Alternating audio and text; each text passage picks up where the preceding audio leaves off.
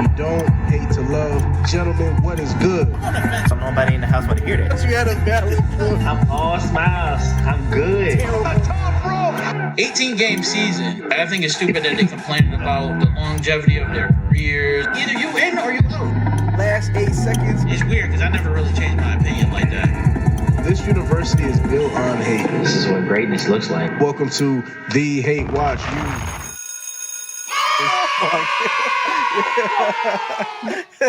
It's funny though because you're right. I don't know what I would do. Anyways, what's going on, everybody? Welcome to the Hate Watch You. This is the official lecture hall where we get to talk about sports. We talk about our teams. We talk about all the wonderful things that are going on. Gentlemen, how are you gentlemen doing? How are y'all feeling? Let's get to it. Oh, these gentlemen are plenty words. Gotta love it. You gotta act like it's a new fucking episode. God damn. Well, I thought you had more to say. No, that was the break. I was waiting on you to say some more. That's all right. Don't you worry about it. All right. So on today's episode, we're going to start off with something that I thought, because there's not much sports to cover, and we're going to get to the divisions and D's degrees. But, wanted to play a little game called Who's More Delusional? So, I have 3 contestants today, and I want you gentlemen to tell me, based on these 3 clips, who is more delusional out of all 3 of them. So, I'm going to play them in a row, and I'm going to announce them. First clip, we have the wonderful Jackson Dart. Jackson Dart is confused to why he is always going in the concussion cart. I mean, in the blue tent, and he's saying it as if there's some type of conspiracy theory. So I don't want you guys to give me your answers. I just want you to take mental notes of who you feel like is more delusional. So this is Jackson Dart's statement after he was put in a concussion tent in preseason, actually. From the hit to the tent to the touchdown pass. Yeah. Thought it was a good drive by, the offense just being resilient. It's big by, even Jamison, Motor just making a play to get us down there. And, us being able to have a big play in the red zone on the scramble drill. And Malachi just showing what he's been, consistently showing all through camp, through practices, and continue to play along with the play. And then being able to get to it, man. Catch. So I was really proud of the protect the whole drive and act the rules and here it is, the juicy part. The rules and the thought behind NFL has of keeping players healthy and reviewing things, but at the same time, I'm still puzzled by it just feeling like every time that I get hit, I find my way in there.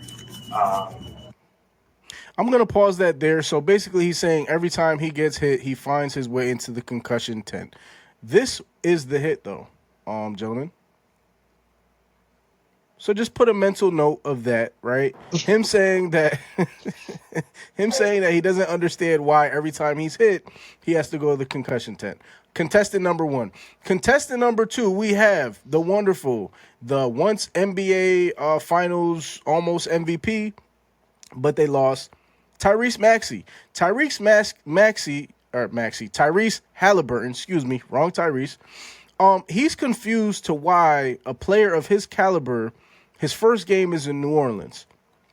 He's making basically the statement of saying, I came back after, I tore my ACL. Wouldn't you think I would have a primetime game? This is his response, kind of what he's discussing. Contestant number 2, Tyrese Halliburton, and his disgruntledness about the NBA schedule. Tomorrow. I know the schedule, so this don't come out till Saturday. Okay. So let's say the schedule's out already. If name any other person that you compare to my level of a basketball player, wherever you have me ranked, if they tore their Achilles and missed 16 months, do you think that game would be on national television? Yeah. Yeah, you probably think so? Sure. Yeah. Okay. Do you think that game would be at home if not on national television? For sure. Yeah. For sure. Yeah. Okay. Do you think that game would be at New Orleans? Wait, what? Oh, your first game? Oh, that's crazy. That's crazy. That's crazy. When I saw schedule, I was like, oh, wow. Not Trey. So as you can hear, he's kind of disgruntled that his homecoming is in New Orleans. And our final contestant goes to the gentleman, the ex NFL receiver of the Atlanta Falcons, Roddy White. Roddy White predicts that the Falcons will win 11 games and make the playoffs this season. So let's tune in to listen to Roddy White express his love for the Falcons. So I think this year we settle in and we start winning these 4 quarters and we get to the playoffs. So I got Stefanski going to the playoffs this year, man. Okay. Let's go. Okay. Hold on. In order to get to the playoffs, do you think we have to win the division to get to the playoffs, or you think we can get the wild card? I think if you would get to 11 wins, we gonna win the division. I think if we get to 11 wins, 11 wins, in the South. Yeah. But let's calm down, right? We need a winning season first. Like, let's just get 9 wins. Like 11 sounds good, but 9. Last year we won 9. We won 9, 8. No, 8. It was 8. We always been 8. We love 8. Number 8 is great for us. Not no more though. We've been 8 for 5 years in a row. 5 years in a row. I think we get to listen. I think we get to 11 wins. I think 11. All right, gentlemen. Who's more delusional? Roddy White, Tyrese Halliburton, or Jackson Dart? You only did this because you know you wanted to get some head out of me. Definitely Roddy White. First of all, listen to how he sounds. I didn't know he sounded like that. That's why he was catching the ball all the time till Julio got there. Thank God all he did was catch the ball. Oh, my God. There's no way you thought 11 wins. What? That boy, I talk like this, and I don't understand what he said. You see what I'm saying? Like, that's how unintelligent he sounds. Like, if you ever watch TV with the subtitles, and in brackets it says intelligible, that's what the fuck that was. Because I don't know what the hell he talking about. That shit was just... It was going to go to Jackson Dart at first. But, yeah, till you played the Roddy White clip. Ain't no fucking way, boy. Ain't no way, boy. Tyrese Halliburton, he going to be on SmackDown anyway, so ain't nobody worried about him being on... That's probably why his ass got a New Orleans game, because his ass on SmackDown all the time. Whatever. But, that's fair. Yeah. That's all I got. So you got Roddy White, 11 wins, 11-5. He has the Falcons. Okay. Anybody else? What do you have? Who's more delusional? Devontae? Is it Jackson Dart, Tyrese Halliburton, or Roddy White? I think it's Jackson Dart. I thought that was clear. I mean, a dude could be hopeful for his team, thinking that they might go 11 wins. I mean, Did you not hear my dissertation in my investigation on the previous episode, brother? No. Yeah, you're absolutely right. You have your opinion to it. He played for them. He thinks they're gonna go 11 wins. Everybody else thinks it's a little crazy, but I think the Jackson Dart thing is a little crazier because, I mean, listen, you want to talk about how somebody sounds when they're speaking. This dude sounded like he was downloading the script as it was going. I mean, So I just find that I find my way to the medical tent every time. Like, that's, come on, bro. Like, what are we doing right now? Like, it didn't make any sense. And then the shots that he be taking. Did you see the actual shot that he got? Like, did you see the actual play? Boomed. Yeah, I sent it right. Oh, yeah, that's right. You did send it. Yeah, he got boomed. Listen. He got boomstick. Listen, it was like it was moving in slow motion for that dude. Like, you could see the moment when he picked up more speed and just laid him out. Yeah, of course you're going to be in a blue medical tent all the time. Also, you find your way to the medical tent, which kind of tells me that maybe you don't really want to play. You're tired of getting these hits. Yeah. Secondly, John Harbaugh playing your star QB to preseason. I don't know if that's a good idea. You gotta see what the kid's got. Like, this is his first year with the kid. You gotta see what it's only one series. Nah, you already saw what he got. And if you know your line can't block, you all set. Technique, so you don't get... He did get rocked here though. Like, look at that. No awareness. No awareness. Jay Ward. Is he still down? Yeah, I'm sending you to the blue tent too because you look crazy as shit, boy. You're laying there, and that's what Kyle Brandt was saying. You're laying on the ground. Get up. In the wise words of Dame, get the hell up, because if you lay down, it's gonna look like you're hurt more than you actually are. Which goes to tell me, he had two concussions last year. He definitely had more than 2 concussions. Yeah, he was in a medical tent like every game. Yeah, him and Cam Scatterbo. Yeah, he had 2 concussions, but he was in and out of that tent because he was getting his ass lit up. All right, you have Jackson. He missed 3 games. Yep. Oh, that's right. So he did have 2 missed 3 concussions, games. but he missed 3 games. Yeah. Yo, get up again. It sounds like James Brown. Get up. Get on up. Get on up. C-Max, who do you have in the Who's Delusional? Is it Jackson Dart, Tyrese Halliburton, or Roddy White, the ex-receiver for the Atlanta Falcons? Let me preface this and say all 3 of them are delusional as hell. Like, all 3 of them are wild. All 3 of them are wild. Like Jackson for just not realizing like his reckless play, how he runs, and his pocket awareness is going to get him rocked. He's already been having a couple of concussions. There's a reason why you're always going to the medical tent. Tyrese, like, yeah, you're a great player, but the Pacers were ass last year. No, he's a great player. You got to give him credit. He's a great player. He's like top 15. You be top 15 in the NBA. Top in 15, what league? Tyrese Halliburton. You have Tyrese Halliburton in your top 20 or top 15 of the NBA. Top 25. Okay. Ooh, sorry. Top 25. Top 25. He's a great player, but one, you're in a Pacers team in Indiana. Y'all not marketable, and your team was ass last year. So like, you're not gonna get a national televised game. Maybe a home game.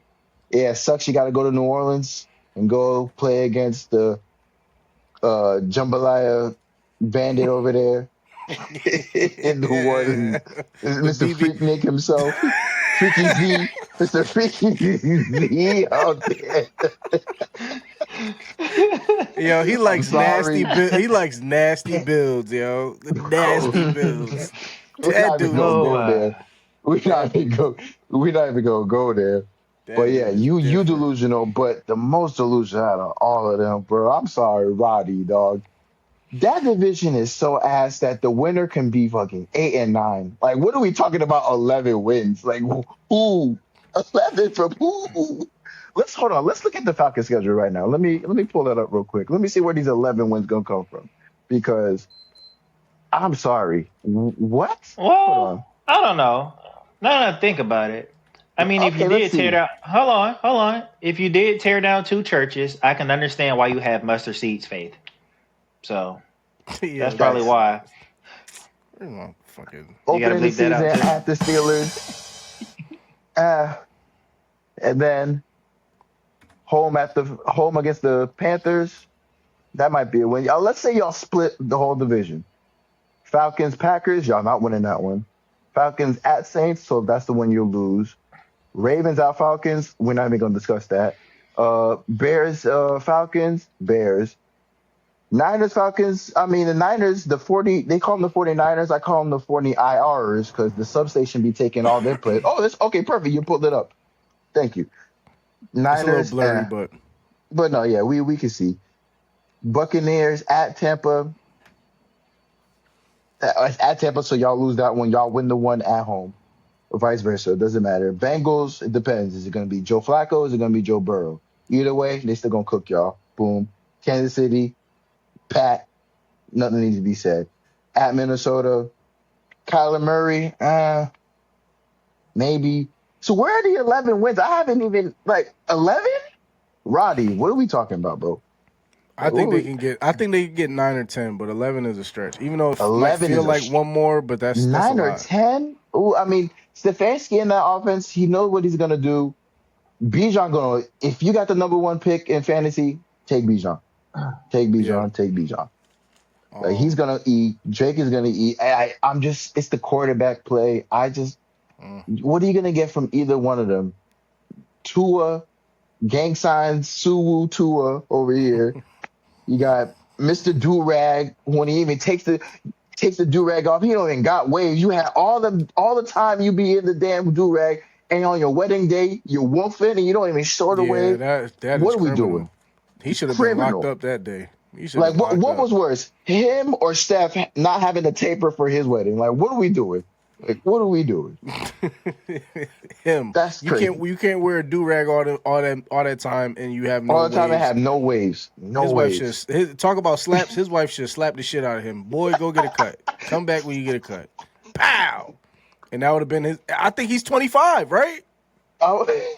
I think he's 25. I think he was 25 when he got drafted. Yeah. Hold on. His old ass. No, yeah, he's 26. He's Brandon Whedon. Brandon Whedon. Fucking Brandon Whedon. I'm with you. Roddy Wright's the most delusional. I'm sorry. 11 wins is crazy. Yeah, I think it's that division is always tough. I don't know if they'll have 11 wins, but I think they'll be close. Mine personally goes to Tyrese Halliburton. You mentioned top 15. He's probably not in the top 20. He's in the top 25 of NBA players when healthy, but he is not a superstar. We gotta relax. He's a good player. He's not a great one. He hasn't done anything great. He had an awesome run in the playoffs, but hell, Jeremy Lin had a great run too. So it's like Tyrese Halliburton is great. He played. We're not gonna compare Lin's sanity to that run that he had. I'm not gonna compare it, but what I'm saying is, if he comes back off this ACL and he plays like ass for the rest of his career, then he had a nice run, but it wasn't strong enough to put him in a category where we want to. All right, let me lay this out for you. LeBron goes to Philly. Jaylen Brown goes to Philly. Celtics storyline, what is Jason Tatum going to do?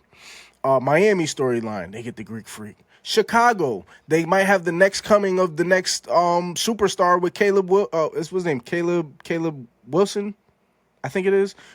I don't know. Correct me as it goes on, but he's looking very good, right? We even have, hell, you're thinking about. I might think about. You got to think about Denver, right? No one's thinking about Indiana. No one, I want to see the Lakers, that all-white squad. I want to see how they play against this diverse NBA. I want to see how they play, right? Even the Warriors, they got DeMar DeRozan, Jimmy Butler's coming back, Steph Curry. You got Kevin Durant in Houston. Nobody in their right mind said, you know what I really want to see? Opening day, nationally televised? Tyrese Halliburton and the boys. Actually, it might be Tyrese Halliburton and Pat McAfee and fucking Jeff Teague, because who else plays for Indiana? He might be a superstar in WWE land. That's great, but don't get him confused. Nobody wants to see. They would rather see Caitlin Clark before they seen Tyrese Halliburton. I mean, that's not even a hot take. So that's not. So we'd rather see the Fever nationally televised before we see Tyrese Halliburton. Shit, I might even want to see the Bucks before I see Tyrese Halliburton in Indiana. Weren't they one of the worst teams last year? Why the fuck would they get a nationally ranked, a nationally televised game? Just because you came back? Kudos. Y'all gonna suck, so it doesn't even matter. He's delusional as shit. But anyways, thank you guys for playing. I thought that was pretty fun. With that being said, we have D's to degrees. Hey, that's way better. Dun, dun, dun.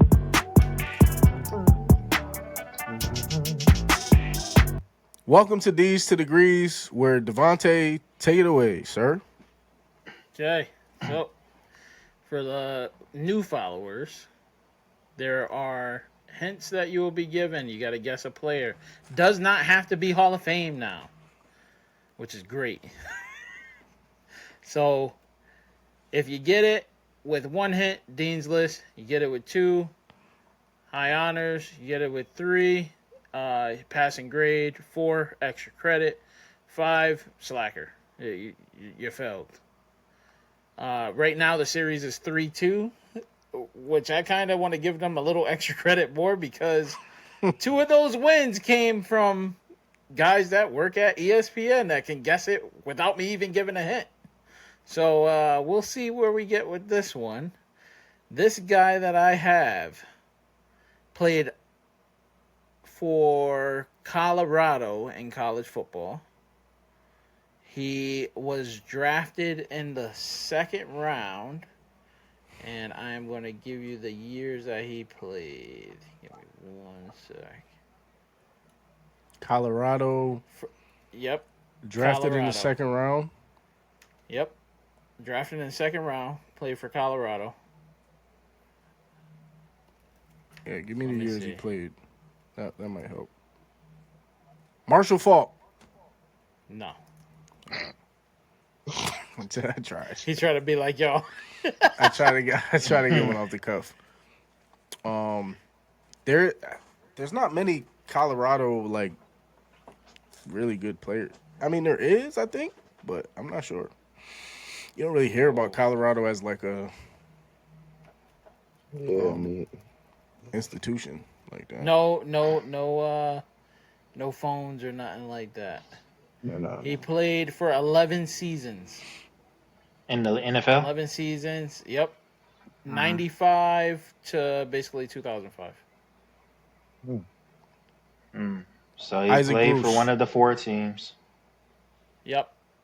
One of the hints is, he played for one of the 4 teams that we're covering today. Yes. Say those years again. 95 to 05. 95. Yep. Okay.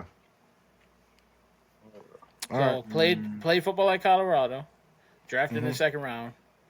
One of your automatic hints is that he played in the AFC North, and played from 95 to 2005. Now you can go, and you got, let's go with 45 seconds. 95 to 05, played in the AFC North. Jamal Lewis. Nah, I ain't that dumb. Did I do that one? Did I do that one already? Nah, we didn't do Jamal. You did Priest-Holmes. Oh, yeah, I did Priest-Holmes. Colorado. I'm gonna need a hint. Collectively we're gonna need a hint. Yeah, let's not waste time, bro. Yeah. All right, you want a hint already? Okay. Yeah. Played multiple positions during his NFL career. Son of a bitch, this again. Okay. Multiple positions. All right, Yes, which means he played defense. All right, cool. Multiple positions. I'll give you another one. He played for 3 teams too. But one of them's in the division, is what you're saying. Maybe it's 1, maybe it's 2, maybe it's at least one of them. At least one of them. Yeah. 95 to 05, multiple positions. He had to play for. I'm trying to think of teams. Devontae wouldn't choose the Browns because that's not exciting. But multiple positions. He played for the Ravens. No, because the Ravens started. The Ravens started in '96. So it has to be the For real? Steelers or Bengals. Then it's or the Browns because the Browns been around as long as people could take a shit. But they took a break. They took a break. Let me help y'all out. We became the Let me help Browns. y'all out. We came from the Browns. Oh, in All right, '96. so Okay. he played from 95 to 2005. So at some point, it could have been the Ravens. Yeah, it's not. That is also true. Yeah, it doesn't say that was his first team. 95 Yeah, to 05. 95 to 05. Yeah. Multiple They positions. played multiple positions from Colorado. Colorado's not a football factory, so It's only a few people. yeah. Damn, if this was multiple choice, I'd have it. Boom. And Colorado was good in the '90s, like early to mid '90s too. So that's why I'm like, Oh, he coaches at Colorado. Does he coach at Colorado?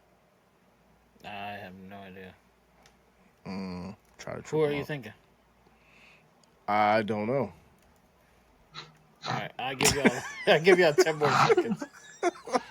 I'm go to blanking. it, big dog. I don't know what. Yeah, I'm blanking on this one. What's the other head? All right. He played on offense, QB, wide receiver, running back, running punt back. returner. Huh? QB punt return. Oh God. Oh wow.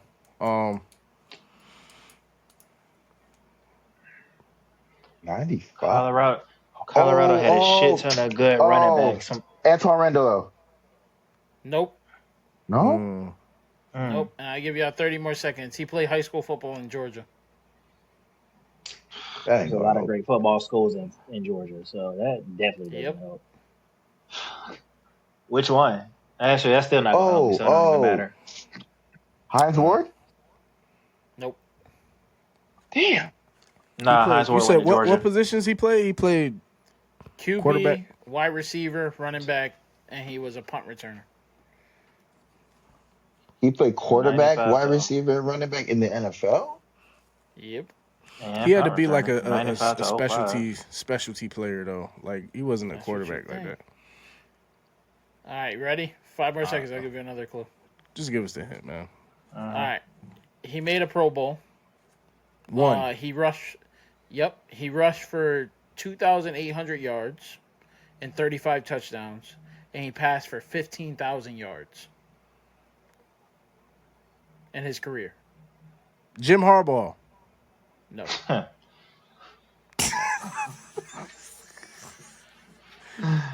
All right, give me them stats again. He did what? What did he throw for? 15,000 passing yards. 15,000 passing yards? Holy shit. So who the fuck? And he rushed for 2,800 yards and 35 touchdowns.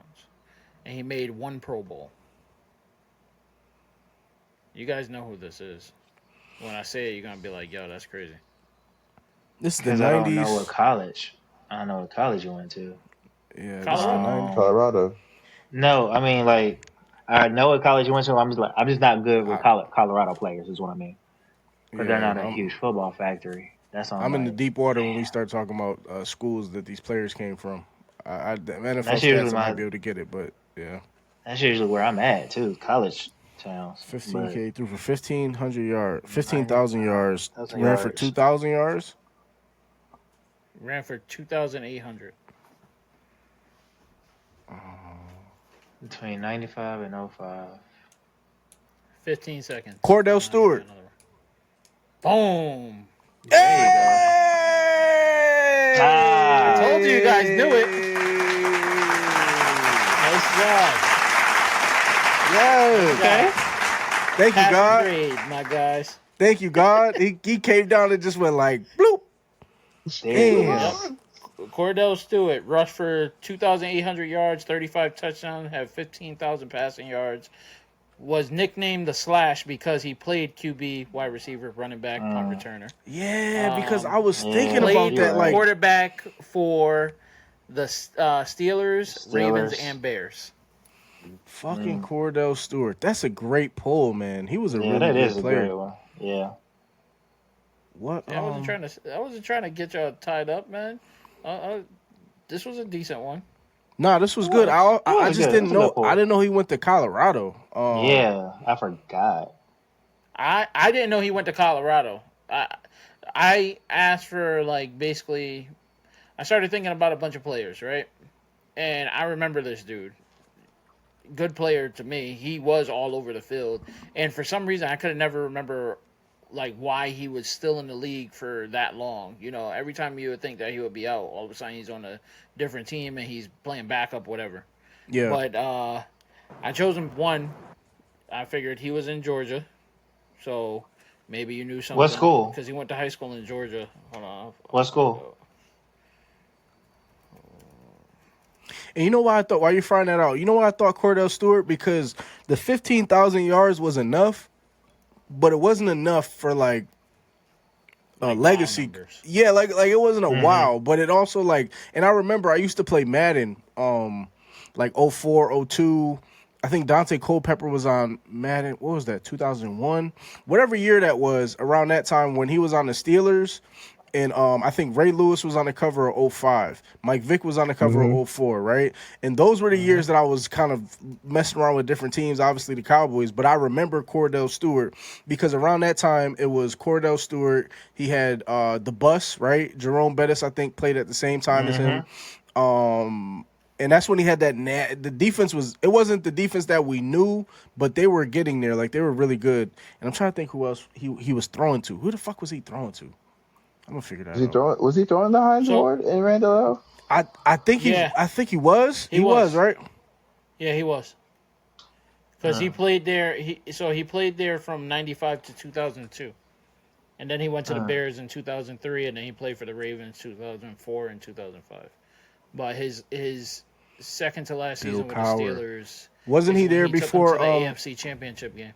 When was Ben Roethlisberger? Was he there before Ben Roethlisberger took over, or there was a bridge? Yeah. Yeah. I want to say there might have been a bridge. I don't remember if it was one person and then Ben. No, I think it was Ben right after because right after. Well, maybe 2003 because 2004 is when I think Phillip Rivers, Eli, and Ben got drafted. Was in the same draft. Mm-hmm. So it must have been a bridge. Might have been one. What school did he go to in Georgia? Mistake. Didn't go to school in Georgia. He's coaching at a school in Georgia. He coached at North Atlanta High School. Yeah. For 5 years. And then now he's coaching at North Forsyth High School in Georgia. Forsyth. Okay. Yeah, Forsyth. And he went to school in Louisiana. Damn, he was fucking hooping, bro. Cordell Stewart with the Steelers in his prime. He went 11-5, 1997, 7-9, 98, 5-6, 99. He must have got hurt. Yeah, he got hurt. He only played 12 games. Next year, 2000, he was 7-4. 2001, he was 13-3, and I think they went to the playoffs. They went to the playoffs. They went to the AFC Championship. Yep. And then he just got hurt after that. So that was like his peak, 2001. That was his best season. He threw for 3,100 yards, 14 touchdowns, 11 interceptions. That motherfucker was throwing picks, boy. God damn. 3,100 yards. Damn, he's like Jalen Hurts. Pretty much. He was chunking them, but then he would just not score. Or they probably, you know what? I know why. He got all them yards. He get the ball to Bettis. Exactly. Yeah. They get down there and they get the ball to Bettis. Is there a way to pull up the roster? Was this 2001? Yeah, it's 2001. All right, let me see if I can pull up 2001 Steelers roster. All right, let's see. Let's see what we got here.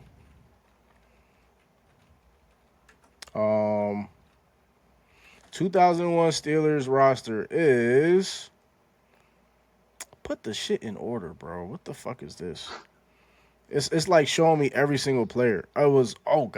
Plaxico Burress. That's what it was. That's who it was. And Hines. So their starting offense was Cordell Stewart, Jerome Bettis, John Whitman, Plaxico Burress. That was in his prime. Hines Ward in his prime. Mark Bruner, Wayne Gandy, Alan Fenica, Jeff Hardings, Rich Taliski, and Marvel Smith. Defense, they had Aaron Smith, Casey Hampton, Kimo Von Alofin, Jason Gilden, Earl Holmes, Kendrell Bell, Young, Joey Porter, Chad Scott, Dwayne Washington, Lee Flowers, and Brent Alexander. So they didn't have a stout defense, but they were pretty damn good. And then by the time Mike Tomlin got there, they were in full swing. That's a good pull. That's a really good Don't forget, they won with Bill Cowher, though. They still won with Bill Cowher. Yeah. Good pull, man. That was a good pull. Yeah. No, good. I mean, good job. Passing grade, man. Good job. That's what I was. Listen, that's what I did in school, man. C's get degrees, man. I know it's D's get degrees, but C's get the motherfucking degrees. No. Boy. It's not D's get degrees. It's D's 2 degrees. D's ain't getting no degrees in here. What you mean? We still get a passing grade, right? Extra credit. but D's don't get degrees. C's and up do. So it's D's 2 degrees, not D's get degrees. All right, that's fair. Well, either way, we getting the motherfucking tutoring. degrees. Yeah, good job. I'm proud of you guys.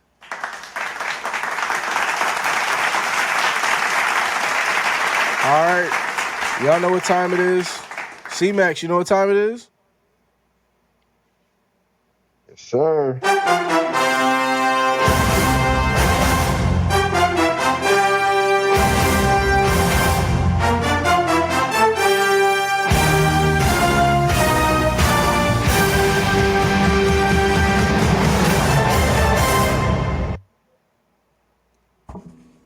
right, this is the portion of the show. We are on our final. Actually, no, I lied. Second No, to I'm last. telling. We're on our second to last. Thank you, Dame. On our second to last breakdown of the division. So far, we covered. Who have we covered so far, Dame? Everybody but the AFC North and the NFC East. Yes, sir. So today we have C-Max on because C-Max is a Baltimore's fan. So, in honor of our guests, we'll allow C-Max to break down his Baltimore Ravens. C-Max, the floor is yours. Thank you, gentlemen. Like I said, it's always an honor to be here. And we hate university, but we are discussing the AFC North, specifically me discussing my Baltimore Ravens, and what we are expecting for this season. Me personally, what I'm expecting for this season. Just to give you guys an overlook of last season, we had high expectations going into the season. Another year with Lamar and crew, Derrick Henry, and our defense. But starting with the season, we had that a great game for anyone that wasn't a Ravens fan. But it was a great Sunday Night Football season opener in Buffalo. Ravens in the fourth quarter had a 2-score lead. Derrick Henry fumbled the ball. The rest is history. Downhill from there. We couldn't store. We couldn't stop them. And we blew a 2-touchdown lead in the last quarter and lost the game. Story of our season. O-line was bad. Led to Lamar getting hurt, banged up. Was never the same. In and out of the lineup. We had backup issues because we decided to get Cooper Rush as our backup, who plays so similar to Lamar Jackson, let me tell you. So that obviously didn't work. We got Tyler Huntley, which kind of salvaged the season. Lamar came back for a couple of games, was looking all right, then got hurt again, came back, got hurt in the Patriots game. We had another 2-score lead in the fourth quarter. Derrick Henry fumbles, Zay Flowers fumbles. Defense can't stop nobody. We stopped giving Derrick Henry the ball. Another story of our franchise not running the ball when we normally run the ball. Number one rushing team in the NFL for the last 5 years straight. They don't run the ball with one of the best running backs in history. Needless to be said. Gets down to the final game of the season, winner take all against the Steelers. Lamar plays a wonderful game. First quarterback in NFL history to score 2 go-ahead touchdowns in the fourth quarter. We get down to the 30-something yard line. Our rookie kicker, Tyler Loop, misses the kick wide right. We go into the offseason with the 14th pick. We fire John Harbaugh, who's been our coach for the last 18 years, who's been the coach I've watched since I was in high school. While I say I love the man for what he's done for the franchise, it was time for him to go. We completely wipe out the coaching staff. We hire the defensive coordinator from the Devontae's Los Angeles Chargers, he can attest to, who can turn around defenses. When he was the defensive coordinator at Michigan, led the number one defense in the entire country when they won the championship, left with Jim to Los Angeles, turned one of the worst defenses. They were in the bottom ranks before with Staley as their head coach. Once Minter took over, they were top 5, I think, 2 years in a row. He left to come to us, and we're hoping for the same thing that the Seahawks did when they took our old defensive coordinator, Mike McDonald, and when he turned their defense around and in 2 years quickly turned them around and won a Super Bowl. We're looking to not make that same mistake twice, because I wanted Mike to be our head coach after the 2023 season when we were number 1 in the NFL, number 1 defense, number 1 seed, and we lost to the Chiefs. He left, went to the Seahawks, and you see what they did over there. We have Declan Doyle, our new offensive coordinator that we got from the Bears. This is going to be his first time play calling, because when he was the OC in Chicago, Ben Johnson was still calling the plays as the head coach. People are wondering, will it work? Because he's only 29, which he's around the same age as our starting quarterback, Lamar Jackson, who's also 29. So you want to see what kind of dynamic could be with a young play caller who's a first-time play caller relating with his quarterback who's the same age. I have faith in that offense because not only does Declan have experience with Ben Johnson, and you see what the Lions have done when he was there, and what they've done quickly with Caleb to turn his career around so far as a young quarterback. And he also has play calling experience or learning under Sean Payton, who's an offensive guru. So we're looking to see if he can merge a new type of play calling with Lamar. And if you look at Lamar's trajectory in his career, every time he has a new coordinator, he wins MVP. First year with Roman, 2019, wins MVP. First year with Monken, 2023, wins MVP. As long as Lamar is healthy, as long as the O-line gets improved, which goes with our first round pick, the Penn State guard, Vega Ioane, if we can improve our O-line, if Lamar stays healthy, and that the defense does what I expect the defense to do, because Jesse Minter, like we mentioned in the previous episode when we were talking about the Chargers, he could take a lot of average talent and make them play great. And while there were some great players on the Chargers defense, you got Derwin, you got Khalil Mack. You could look at the roster, compared them toe to toe. The Ravens have a better overall defensive roster than the Chargers did. So if they could be a top 10 if they could be a top 10 defense, I can expect us to be minimum top 10 defense if we're healthy. We signed Trey Hendrickson after the whole Matt Crosby fiasco. Signed Trey Hendrickson, who, when healthy, 2 previous seasons had 17 and a half sacks back-to-back years. Madubuike, Nnamdi Madubuike, formerly known as Justin Madubuike, had a neck injury last year, was potentially career-ending, but he had surgery and the doctors have cleared him. He just got back to practice 2 weeks ago, and he's working his way back into the team. If he can give us any semblance of what he was before he got injured, he was a beast. He was a beast. Yeah. You get him, that's just basically adding another all-pro. Roquan Smith looks like he's in shape. He's not fat anymore. So you got all-star level players. You got Kyle Hamilton in the back end. So you got all-pro level players in each level of the defense. No matter what you say about, people can say what they want about Zay Flowers. Is he an elite receiver? No. Is he a number one receiver for us? Yes. Are we paying him for what he's done so far and what we're projecting him to do? Yes. In a new offense where he's going to be utilized more in his abilities, be in the slot more, be in motion more with Declan Doyle. Even you're going to see him line up in the backfield and find ways to get him the ball. Having him branch out, I'm not saying he's a top 10 receiver. I give him more like top 15 to top 20, but he's young and he's only gotten better each year. He's the first Pro Bowl receiver that the Ravens have drafted and developed. He's made the Pro Bowl back-to-back years. Not saying the Pro Bowl is the end-all, be-all because it's a popularity contest. But he's improved each year, and I only think he's only going to get better, and especially with this new offense and how you saw like multiple sets with multiple receivers last year with the Bears. You had DJ, Odunze, and Burden all had like at least 700, 800 yards. So, like, it's a multiple offense. But with Zay being the number one focus, I feel like his numbers are going to do good. You still got Derrick Henry, who's a beast. I don't see him slowing down until the day that he slows down is the day I'm surprised. I don't see him falling off a cliff anytime soon. Until it happens, it happens. I can't doubt the man anymore. So what I'm expecting from us, as long as Lamar is healthy, I say our floor is 10 wins. Our ceiling is 13, maybe even 14 wins.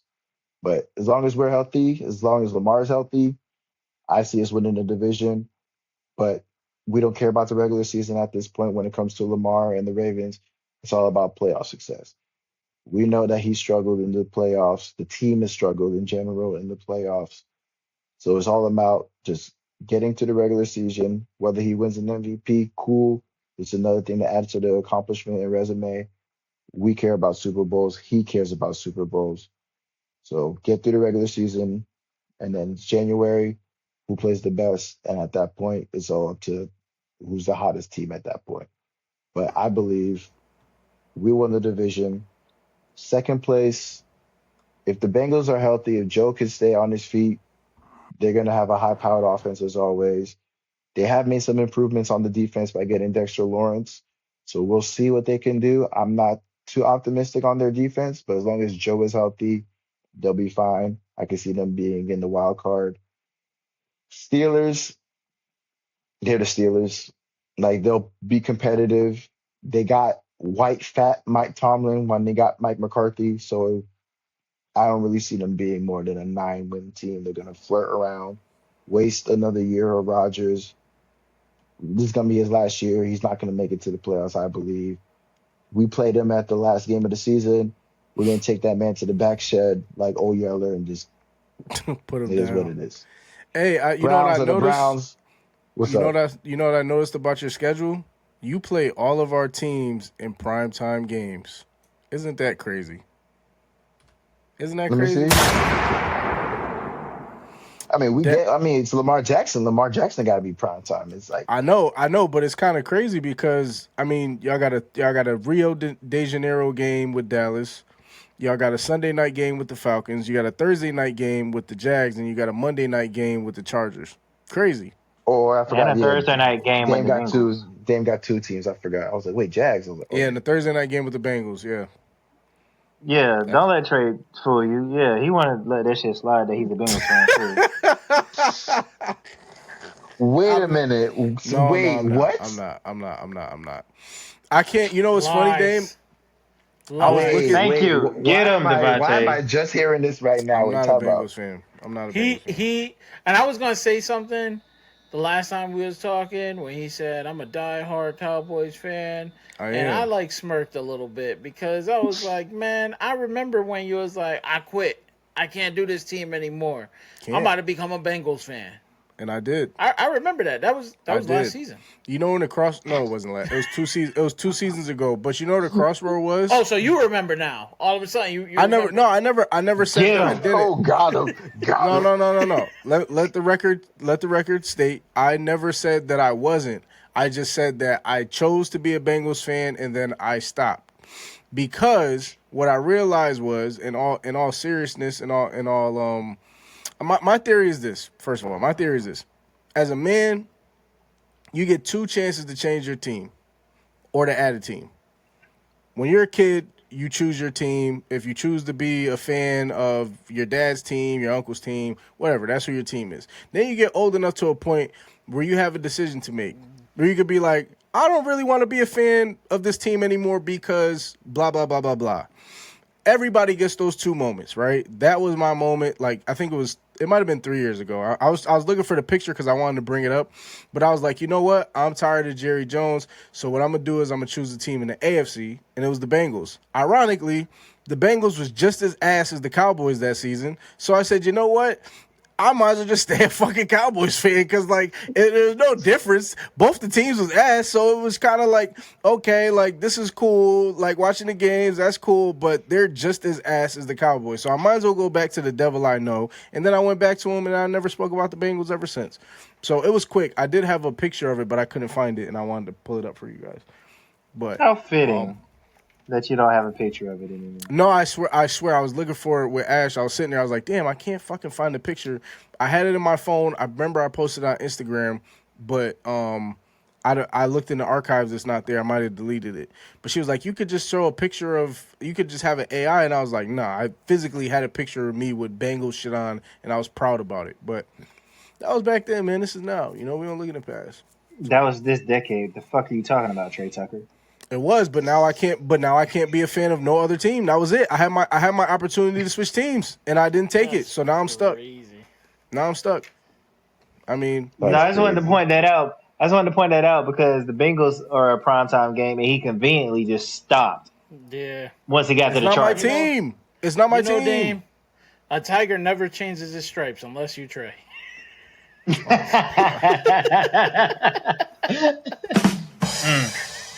Anyways, Anyways, No, all since that we're- flack you've been giving me this whole season I worth don't of have episodes. I don't have two teams. You have two teams. And I did like the Bengals, but the problem with the Bengals was the same problem with the Cowboys, is that the owner / GM didn't want to open his checkbook. Like, that was the problem. Like, you literally let Trey Hendrickson go. He wanted to be who the fuck wants to be a Bengal? Like, he wanted to be a Bengal, and you let him go to the fucking Ravens. Like, it's even more insult to injury. Just imagine if they got Max Crosby, right? And then they ended up getting Dexter Lawrence. Like, great, but I mean, cool. Like, it was just like he didn't really open up his checkbook. But what he did do was, technically he did, because Joe Burrow wanted him to pay his two receivers, and he did it. Thank you. And he did it. So it's like, I can't really be mad at him. Yeah, you made your bet not laying it. So when your Yeah. offensive line is cheeks, when your defense is cheeks, have but to- you're throwing up all these numbers. Well, you made your bet not laying it. You asked And you them know to what? Go ahead. Yeah, No, I was gonna say, you asked them to pay for T when you could have used that money to get an extra lineman or an extra defender in the secondary, because you had Trey, who's a dog on the line. You could have got another corner or a safety or even another lineman to protect you. All you need is Jamar. You don't need another number 1 or 1B. Get you a decent 2 or 3. Have some more protection to throw Jamar the ball. But no, you want to make everybody happy on offense. Now look at you. You're over here contemplating, am I having fun playing football? I don't know. You're over here, bro, you're being more known for fucking looks maxing this offseason than fucking playing football. Like, you had parties and you're modeling on the side and shit. Like, and that goes to my point of how all these people talk about these they talk about these quarterbacks because they feel a certain type of way towards them. It's like it's a certain type. I can't explain it, bro, but like, it's like a fetishized, like, look at him, he's Batman, and like, oh man, he's cool, he can flip his hair, and look at him throw the ball in the snow. It looks like a beautiful spiral in the all white uniforms, and it's just like, dog, that's great, but can you stay healthy a whole season? So I guess we might as well just kind of say, go ahead, Devontae. Yep, that's what I was just gonna say. You are covering your second favorite team, right? Fuck you. I don't have a second favorite team. I have one favorite team. And you're lucky we didn't cover them this week, because I would have been on your ass. Von Miller. Woo! Listen, and I know this is not the Cowboys segment, but I will tell you this. Von Miller is old, but what Von Miller provides to the Cowboys is a veteran presence and stability. And that is what the fuck they needed. Anyways, Cincinnati Bengals. Let me pull up my notes. Cincinnati Bengals, 6-11 last year. The other Joe Flacco. Joe Flacco came in. Put some respect. And he balled out. He played well when he was there, right? Which leads me to my point that I wrote on here. Can bitch-ass Joe Shiesty stay healthy? That is a star of this whole equation. Since his ascension into the league. Remember, he came in the league with a torn ACL. Something happened. I think it was a torn ACL. When he first came into the league, he came in with a torn ACL. So he didn't play his first year. First year was scrap. Next season, 2021, he came in, which was his only healthy season of playing 17 games of football. You know what they did that year? That's the year they went to the Super Bowl and lost. So when everybody refers to Joe Burrow and the Bengals, they talk about the only year he was healthy. So rightfully so, I do understand why people are like, he can be one of the best quarterbacks in the league because he has all the tools to do it. He has the arm strength, the mobility. He has the arm talent is what they call. He has the looks. He has the style. He has the swag. He has everything that you would want out of a franchise quarterback. The only issue is he can't stay healthy. And it seems like Zach Taylor and that offensive scheme haven't figured out ways to get the ball out of his hand. And they had Joe Mixon. And I don't know if it's a combination of him holding on the ball too long and trying to make plays, or if he literally doesn't have a line. But we'll kind of get into that a little bit. He had Joe Mixon. Joe Mixon left. He now has Chase Brown, who is like a dual threat running back where he can catch, he can run, but he also has two of like the top 10 receivers in the league on his team, and at some point, he has to get it done. T. Higgins, Jamar Chase. Rushing and receiving yards last year.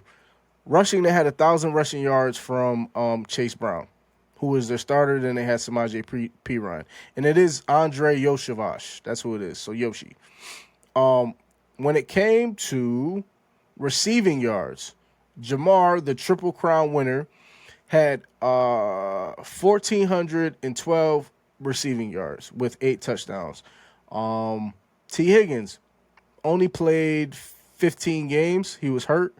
He had 846 yards, so he wasn't even naturally himself. Oh, you said only, like he only missed 2 games. He missed 2 games, but I know he wasn't healthy for one of them. Like there was a game he didn't start, but he played, but he still was hurt. So him at full strength, and at some point in time he got hurt throughout the season. But him being able to play a full season between him and Jamar Chase this year, they should both have well into the 1,000 yards of receptions, which is pretty much your offense. And then you have your tight end, Mike Gesicki and Noah Fant. Actually, I'm not sure if they're back. I'm looking at 2025. So anyways, last year, that's who they had. They had Mike Gesicki, Noah Fant. So they had a lot of, and Drew Sample, they had a lot of weapons on offense.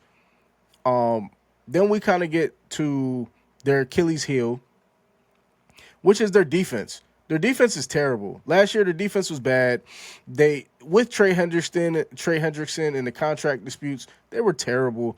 They ranked in the bottom passing defense. They were 26th. Total team defense, they were 30th. All right. Passing defense, they were 26th. That's been their Achilles heel since they've been there. They might be able to stop the run, but they definitely can't stop the pass. And when Eli Apple at one point is your best cornerback, you're set to fail, right? So we have Cincinnati Bengals rushing defense last year. Let's guess where they ranked. Where did they rank, gentlemen? In rushing, 32. They ranked dead last in rushing defense. So my question to you is, if you don't have defense but you have offense, what team does that look like? They're the AFC Cowboys. I had to ponder that question, and I had to think, God damn it, they're the Cowboys. So it made it more of a reason why I decided to jump to the team in the first place, because they suck just like the Cowboys. So my whole point in kind of they literally are eye for eye the same team. You got a top receiver duo, a quarterback that slings that pill, a defense that's ass, and ownership that's dumb as hell. And when you add another caveat to it, both the quarterbacks can't stay healthy. And when both of the quarterbacks are healthy, they have their top 10 in quarterback statistics. So my point here of the Bengals, they were 6th in passing offense. Excuse me. So again, the duality of the team. They were good, they were bad. They were good, they were bad. On offense, on defense. Excuse me. Let me look at their defense. Let me look at their current roster as constructed, because I'm gonna tell you right now if this shit's gonna work or it's not. All right. So depth chart, tight ends. They still have Orlando Brown Jr. He's pretty good. This is who their defense is. He's okay. He's not the greatest, but he's okay. He can get the job done. Shamar Stewart, who held out last year. I don't know if y'all remember that. He held out his rookie contract. He was like, I'm going to go back. He did all that to be ass, right? Then you added Dexter Lawrence. You have Jonathan Allen, Miles Murphy, Demetrius Knight Jr., blah, blah, blah, blah, blah, blah, blah, blah, blah. Needless to say, they have DJ Turner II, which is probably a bright spot for them. But other than that, their defense doesn't look like it's going to be much better than it was last year. I could be completely wrong. But they're running a 4-3, and I know that Dexter Lawrence is good. But if I'm an offense, I'm just going to run away from him. Or I'm just going to throw the ball. Or I'm just going to run screens. Dexter Lawrence isn't in the prime of his career, but he is good. So, I mean, maybe he makes a big difference. But if Trey Hendrickson wasn't able to make a big difference on the edge, then I don't think there's going to be much of a difference with Dexter Lawrence II on the interior. And I think that's what their big signing was. But we'll see how that materializes. I'm looking at their schedule right now. And the ceiling for them, because they were 6-11 last year, if Joe Burrow is healthy all 17 games, or at least 15 games, that team is going to win 11. They're going to have 11 wins if Joe Burrow is healthy. If he is not healthy, they're going to be 7-8, 8-9, 9-8, whatever it is, and Zach Taylor is going to be fired. Also, Zach Taylor has to brush his teeth, but like that's another. Like anytime you see him talk on national television, you just kind of see like his teeth are very yellow. But anyway, like I pay attention to that shit. I don't know why, but like, and how could you trust the quarterback? I mean, your coach if his teeth are like all fucked up, right? But anyways, despite that fact, right, the ceiling for them is 11 wins, and I think they will win the division. If Joe Burrow is not healthy, that whole team is getting blown up. And it's very unfortunate because they probably are going to find a way to trade away T. Higgins. They're going to find a way to get rid of Jamar Chase. And then eventually they will find a way to get rid of Joe Burrow, restarting that clock. But I do have them with 11 wins. So, I'm putting it up on my side computer. I'm going to put it up here just so we can see their schedule. But actually, I'll read it. So they play Tampa, Houston, Pittsburgh, Jacksonville, Miami. They can be 3-2 those first 5 games, right? Then they play Baltimore, Tennessee, so they could lose or win to Baltimore, toss-up. They'll beat Tennessee. They play Atlanta. That could be a toss-up. Pittsburgh, they'll beat. Washington, they'll beat the Saints. So, needless to say, outside of their divisional games, and by divisional, I mean the Ravens, Jacksonville is probably – Jacksonville, Houston, and Kansas City are their toughest competitions on this schedule outside of their division, which tells me they can get to 11 wins. So we'll see if I'm wrong, but I think they'll make the playoffs this year because that's what everybody wants to fucking see, and the NFL will make sure it fucking happens. That's why they gave them a cupcake schedule. So that's what I have for the Bengals. Okay. So they're winning the division. I think they're going to win the division. They're not, but... If Joe Burrow is healthy, that's the big if. Like, if he's healthy, they win the division. If he misses more than 3 or 4 games, they will finish second in the division, and I think they might make the playoffs, but it'll be a while. He was healthy the year 2024 when they didn't make the playoffs. When Lamar's healthy, we never lose the division. He wasn't healthy. He wasn't healthy in 2024, was he? The year that he dropped like 40-something pass touchdowns and like almost 5,000 yards? Did he not play the whole season? Could have sworn that he played the whole season in 2024. Potentially, I could be wrong. My research department has been slacking lately, so I might have to go back and give him a stern talking to. He did. Yep. I'm going to fuck him up. Yeah. He played in 20... and that boy, he went crazy, like offensively, numbers-wise. They just didn't make the playoffs because their defense was ass. Our defense was pretty ass that year too, but Lamar was just better. And we beat the Bengals both times. We swept them that year. So anytime Lamar is healthy, we make the playoffs. It's not a matter of if or what. Like, we make the playoffs and we win the division when Lamar's healthy. Yeah, so as long as Lamar's healthy. I just had threatening intern. But talk your shit, C-Max.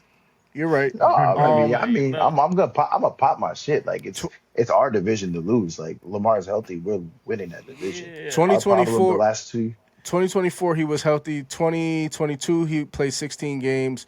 But I remember he was like not healthy in 2022. Like he played, but he was hurt. No, that was the year that he had the wrist shit. Yeah, so he was playing through some of his injuries. But you're right. 2024, he was like the healthiest. But you see the numbers. Like 2024, he was. But that also attested to how well he played. But the defense was ass. So, like, again, for sure. I think they made enough adjustments because in 2024, if I'm not mistaken, I think that's when Eli Apple was at corner and he was like their best corner. Like, you know what I'm saying? Like, I think that was the year where they were trying to make a run, but he was giving up mad fucking yards. And Eli Apple came from the Giants, and we know how we feel about the Giants. Ass. So when you put that in perspective and you think about it, like it's like he almost threw for 5,000 yards. He was 43 touchdowns, 9 interceptions. That's his ceiling. But if he gets hurt or he doesn't have, he was sacked 48 times. Let me do the math real quick. quick, Devontae's the math guy, right? Since his career started, 2020. Add these up for me, Devontae, please. 2020, he was sacked 32 times. 2021, he was sacked 51 times. 2022, he was sacked 41 times. 2023, 24. 2024, 48. You want to slow down? Hold My on. bad. All right, so I got up to 83 because you said it was 32, right? And then it was 51. Then he was sacked 41 times in 2022. 2023, he was sacked 24 times. 2024, he was sacked 48 times. In 2025, he was sacked 17 times. Since he's been in the NFL, how many times has he been sacked so far? A lot. That's fucking incredible. You know, and I'm not making excuses for him. I'm just saying. Hey, y'all hear that? Y'all hear that? No, I'm not making excuses. I'm just saying. This is the world's smallest violin playing the saddest song for Widow Joe Blow. Maybe if you didn't ask for your second receiver to get a contract, you have a better O-line. Fuck, nigga. Sorry. I agree. Dock him. I am. I can't feel bad for you. I can't feel bad for you when you reap what you sow. Like, I'm sorry. Can't help you there. He's been sacked 213 times? Yes. Eli Manning numbers. That is insane. That is Guess insane. what? Trey Hendrickson about to give him at least 3 this season. Yeah, payback a bitch. That's if he play. We got to find out. Oh, yeah. Joe Burrow might be out of the season before that time. You're right. You're right. He might be out the game. He might be out. You got to shoot it. And then we sack Joe Flacco. But, oh, what's up, Pops? What's up, OG? I don't know. Mhm. I don't know. Flacco's a different beast, man. All right, so look, here we go. Since 2020, the top 5 in sacks. Does anybody want to guess who is the first? Deshaun Watson. Justin Herbert with 225 sacks. I'm starting to feel for you, man. Number 2 was Russell Wilson with 223. Baker Mayfield with team didn't like him. Yeah, they didn't give a fuck about him. 2021 3 Baker Mayfield 221 sacks. Joe Burrow is at 213 sacks, and Geno Smith is at 196. So, again, if he can stay healthy, if he can stay up, kind of sounds like if man. If but man. If I was gonna say I didn't want to say it, if. You know, if was a fifth, we'd all be drunk. Facts. So, anyways, okay, yeah, that's what I have. All right, well, so he has the Bengals. I'll go next. Okay, I'll go next because to make it a nice little relay train because Ravens drop Joe Flacco. It's gonna all tie together, and the Steelers are just no. I get it. I picked it up. That's good stuff right there. See, yeah.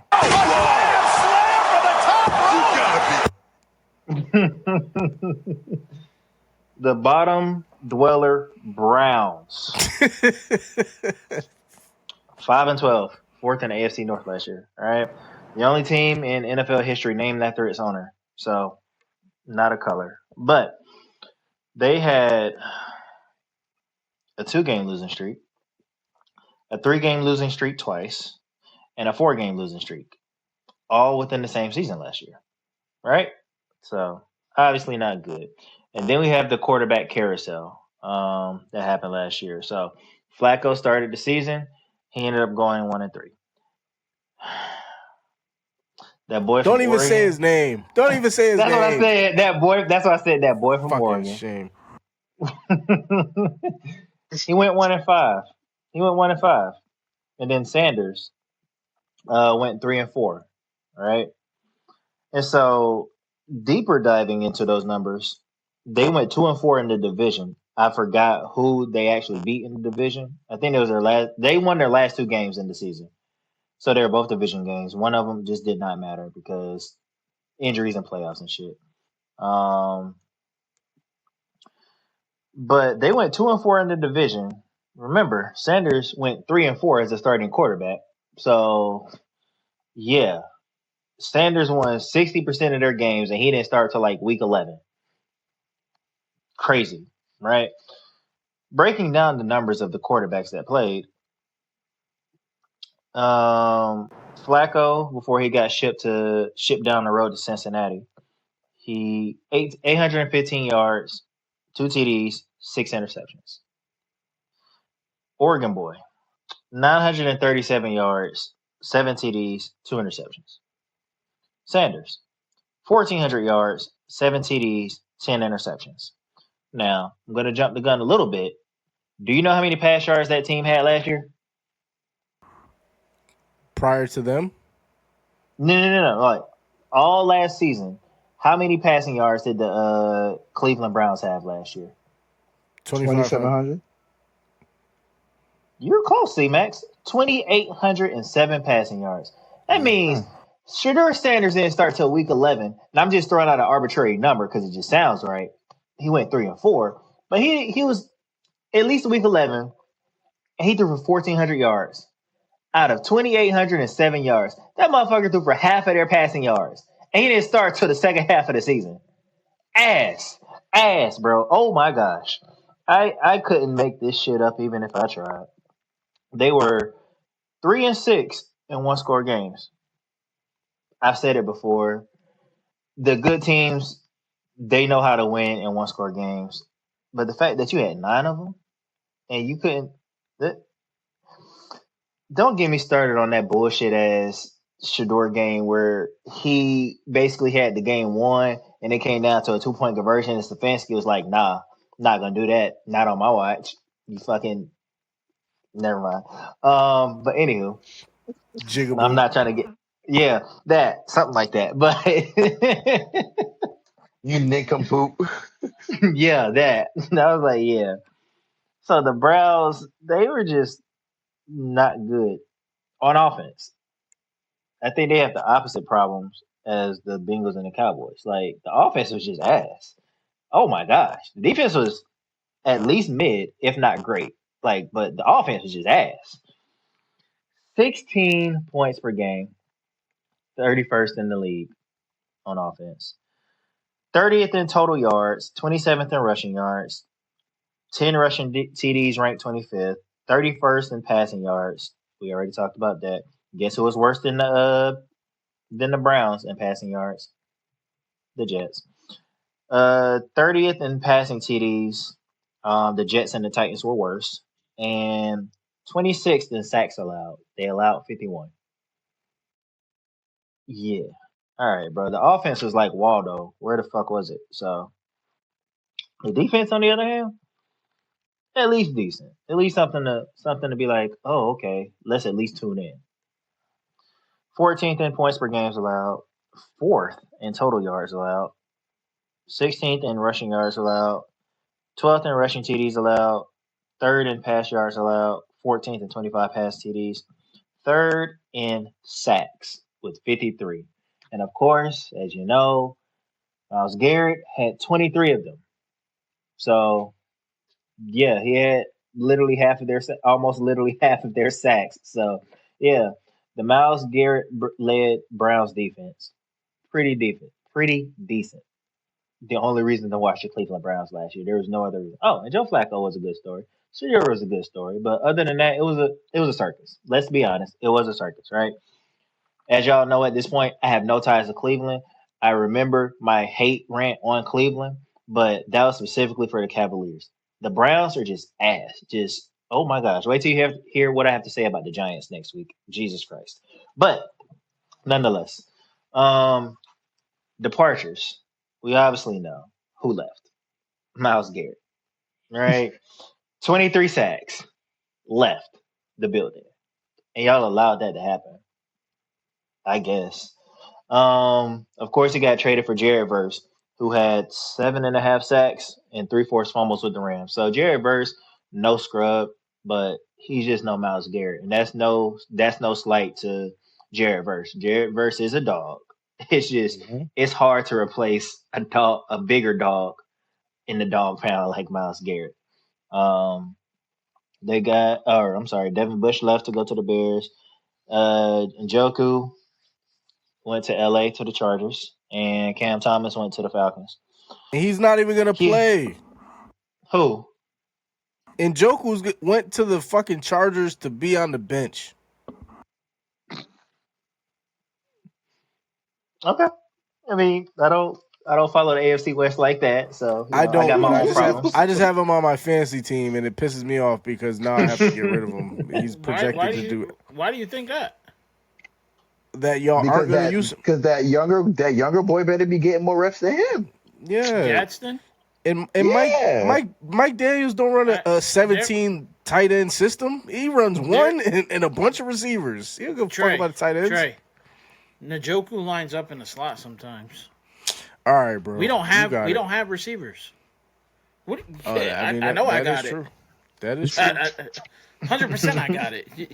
I mean, Njoku will not be a slot receiver. He will be a tight end, but I see what you're saying. He'll probably be standing up. And a big set. He's a big body. He'll probably get a lot of touchdowns. Yo, that's how I know. That's how I know you're scarred, because that Mike McDaniel system ain't gonna be the system y'all been running for the last 2 years, where it's 17 tight ends. I'm telling you, he gonna figure out who his receivers are. I'm telling you, when we sit in there and we got whatever, we already covered this. Charlie Cochler they ain't got no receivers. Los Angeles Ravens. Yeah. Oh my Patrick Picard. All right, man. The other additions, they got Quincy Williams. They got Titus Howard. They got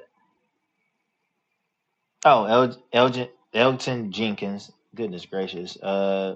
They drafted Spencer Pernell, the tackle from Utah, Denzel Boston, wide receiver from Washington. The interesting storylines. Obviously, Stefanski left to go to the Falcons. But I forgot that Todd Monken had came to be the head coach. Now, of the Browns, that is. Now, C-Max and I can both have some opinions about Todd Monken.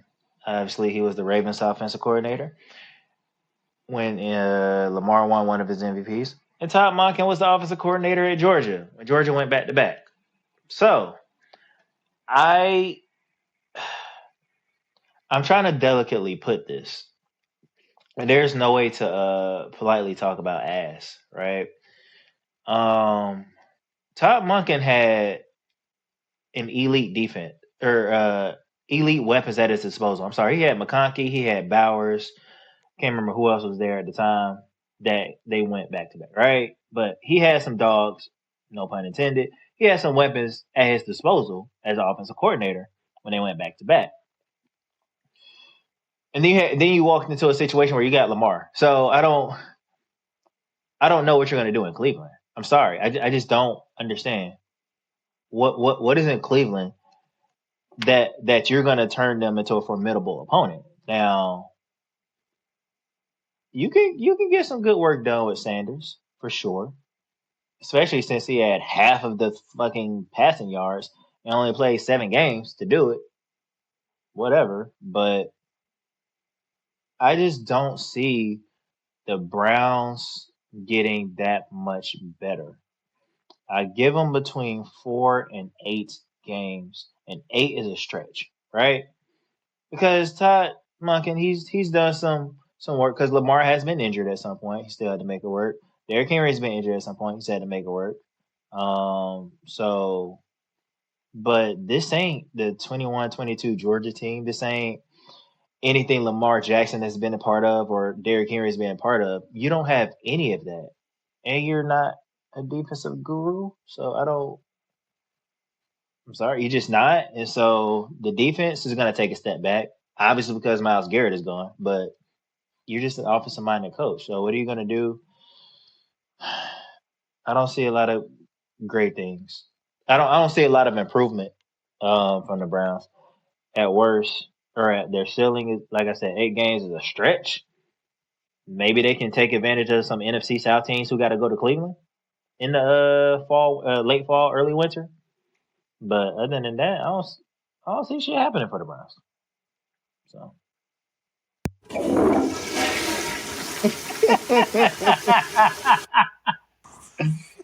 When did you get that on the soundboard?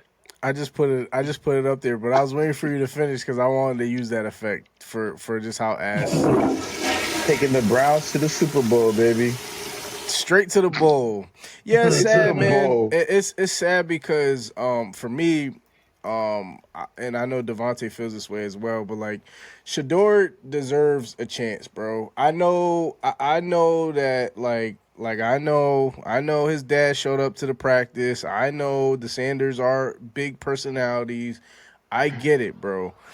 But for your point, watching Shador Sanders for those 7 games, granted he played like shit, but also you have to remember he played with a coach that didn't want to coach him. So it was just like you don't know what his potential is. And dare I remind the folks out there, there was a game once upon a time where Colorado played USC. And USC won that game. But let me pull up the stats from that game. Because I think that watching that game gave me a scope on like the rivalry that should be happening, but probably won't because of other things. I see. But unfortunately, that game they played in 2023. Remind you, I think the next year Caleb Williams went to he ended up getting drafted number 1. I'm gonna just read the stats to you, and you tell me who played better. Caleb Williams, 30 passes, 30 passes for 40 attempts, 30 completions, 40 attempts, 403 yards, averaged 10 yards, 10.1 yards, 6 TDs, 1 interception. All right, that is great, not bad. Shador Sanders, 30 completions, 45 attempts, 371 yards, 8 yards per average, 4 touchdowns to 1 interception.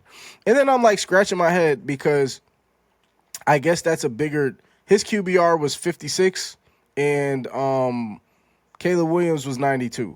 But I don't really understand I don't really get that, especially if he only threw 5 more, didn't complete 5 more, threw 5 more, and didn't complete 5 more. But whatever. We all know how that Shador Sanders offensive line was. It was ass, right? And he ran for more yards. So to say that he wasn't a mobile quarterback, 14 carries, 50 yards, 1 rushing touchdown. Caleb Williams, 5 carries, 12 yards, and that could be him just scrambling. The score was 48-41. They lost by a touchdown. Shador put on a clinic. So if you're asking me, and I try to go back and think about all these people that talk about Shador as if he wasn't him in college. He was one of the most accurate quarterbacks in college when he was playing. So the narrative of how far off from Caleb Williams he is very skewed. And it's just sad that he doesn't really get the shake he should in Cleveland, because a place like Cleveland would love a Shador Sanders. Like in an alternate universe, if you told me that, hey, we're going to get the quarterback from an NFL legend, the NFL legend will be on the premises whenever he feels like it. There'll be publicity for this team. And on top of that, the kid's pretty good if you coach them. Most teams, that Cleveland team in an alternate in USA 2 would have been like, let's take him on and let's see what we can do. But the Browns, Deshaun Watson, come on, bro. It's embarrassing at this point. No, like what you're saying when you bring up Deshaun Watson, like let's say they roll with Deshaun, and Deshaun has a decent year, and they may not make the playoffs, but they win like their ceiling 8 games. So what are you gonna do? You're gonna run it back with this? Y'all gonna say, are you gonna pay him again? No.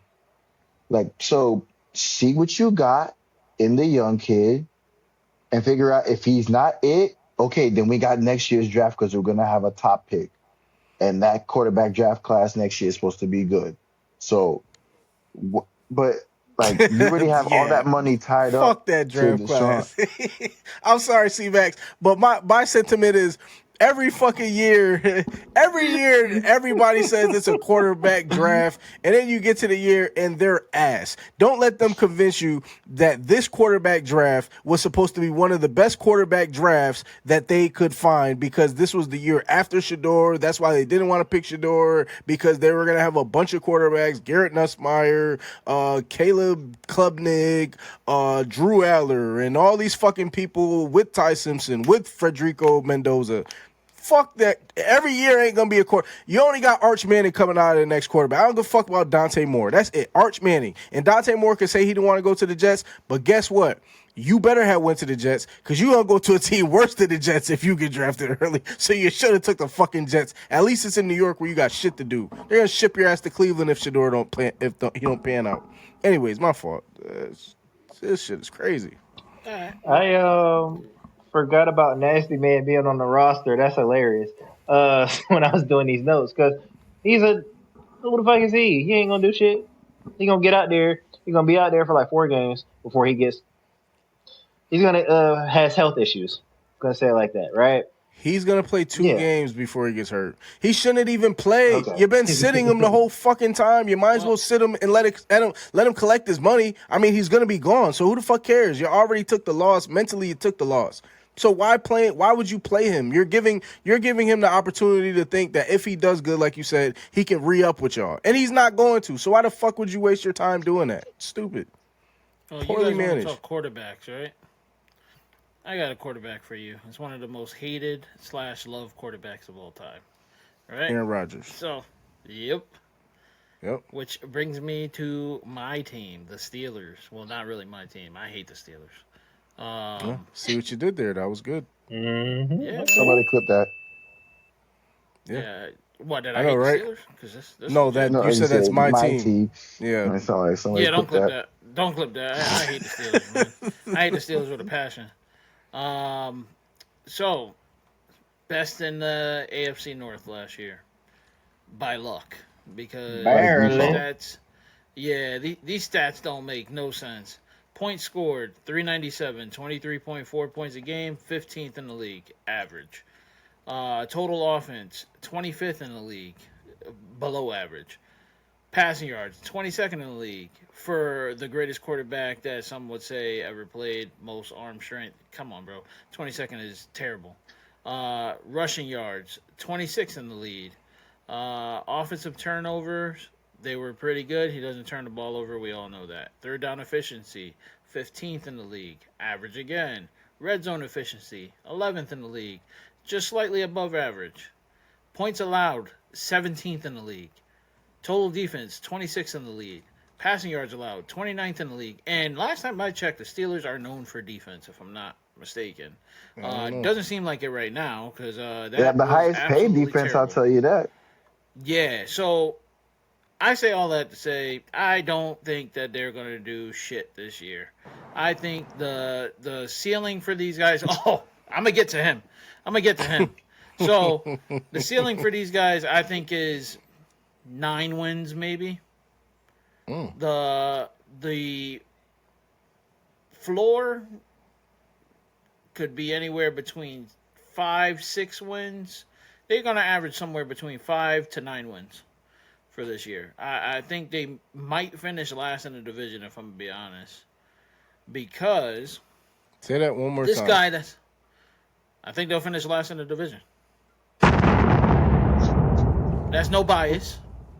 I think that Cleveland is on the uptick once they figure out this quarterback situation. But the fact that they got Aaron Rodgers playing quarterback on a team that really doesn't have that many weapons isn't going to bode well for anybody, if I'm be honest. I mean, the Rico Dowdle, cool. You got a running back that can catch the ball, cool. You got Pittman Jr., I believe. Mm-hmm. Nice. You lost Jonnu Smith. You lost a coach that really never had a losing record. No losing record. You lost Kenneth Gainwell, who was one of your best receiving backs. Where did he go? Tampa. Yep. He's in Tampa? Oh my God, he's gonna go crazy. He's backing up Bucky Irvin. Yeah, he's gonna go. You lost. You lost your guard, a veteran guard. Gainwell, Smith, Calvin Austin, who was your deep threat, speedy wide receiver. You lost your safety. You lost Adam Thielen, who was on the back end, but still, best wide receiver that they probably had that can actually catch the ball last year towards the end of the season. And you lost your head coach. Now, you put up a picture of Mike McCarthy. Are you going to bring it back up for you? Who was the safety? Troy Polamalu that they lost? I don't even know who was playing. Damn, you're tripping. Deshaun Elliott. Who the fuck is that? You said Troy Polamalu. He said we doing head and shoulders commercials, bro. Come on, man. I mean, they lost Ryan Clark. Though. Right. Ryan Clark got fired for 2 jobs. Damn, bro. Shut up, man. My bad. Go ahead, Devontae. They got Michael Pittman Jr. in the trade from the Colts. So tried to replace the Adam Thielen and the Calvin Austin, whatever. They did. They did replace Calvin Austin and Adam Thielen. Okay. They got Rico Dowdle to replace Gainwell. I ain't hating on that one. That's a good pickup. Oh, okay. I thought you were being okay. Got it. No. Jamel Dean from didn't he play for the Bucks? Yes, he did. Linebacker. Cornerback. Yes. So they got that's a good pickup. Sebastian Joseph Day, I know him. He played for the Chargers. I don't see that as a big pickup. That's like a C grade. In Madden, he's rated like a 69, I believe. Nice. Jaquan Brisker. He's a decent safety. Pickup. Yeah, that's from the Bears, right? Mm-hmm. If I'm not, that's a decent pickup. And then they got Tunyon from the Packers in free agency to replace Jonnu Smith.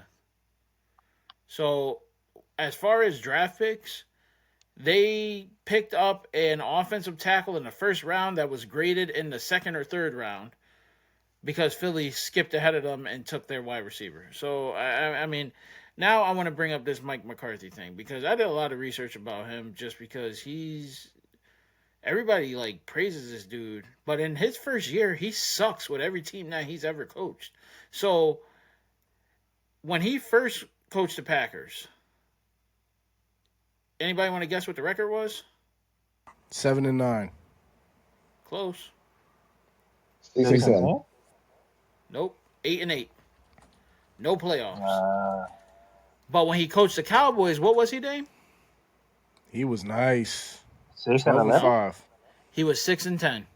Oh. 6-10 in his first year. One less game. One less game. So here's my thing, right?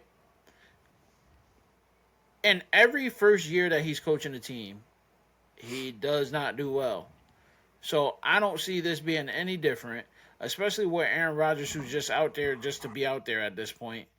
And you got Drew Aller that's supposed to be the backup to him and the new QB coming in. Don't forget about Will Howard. Yeah, I don't see this as being good at all. Like, I mean, the key additions don't do anything.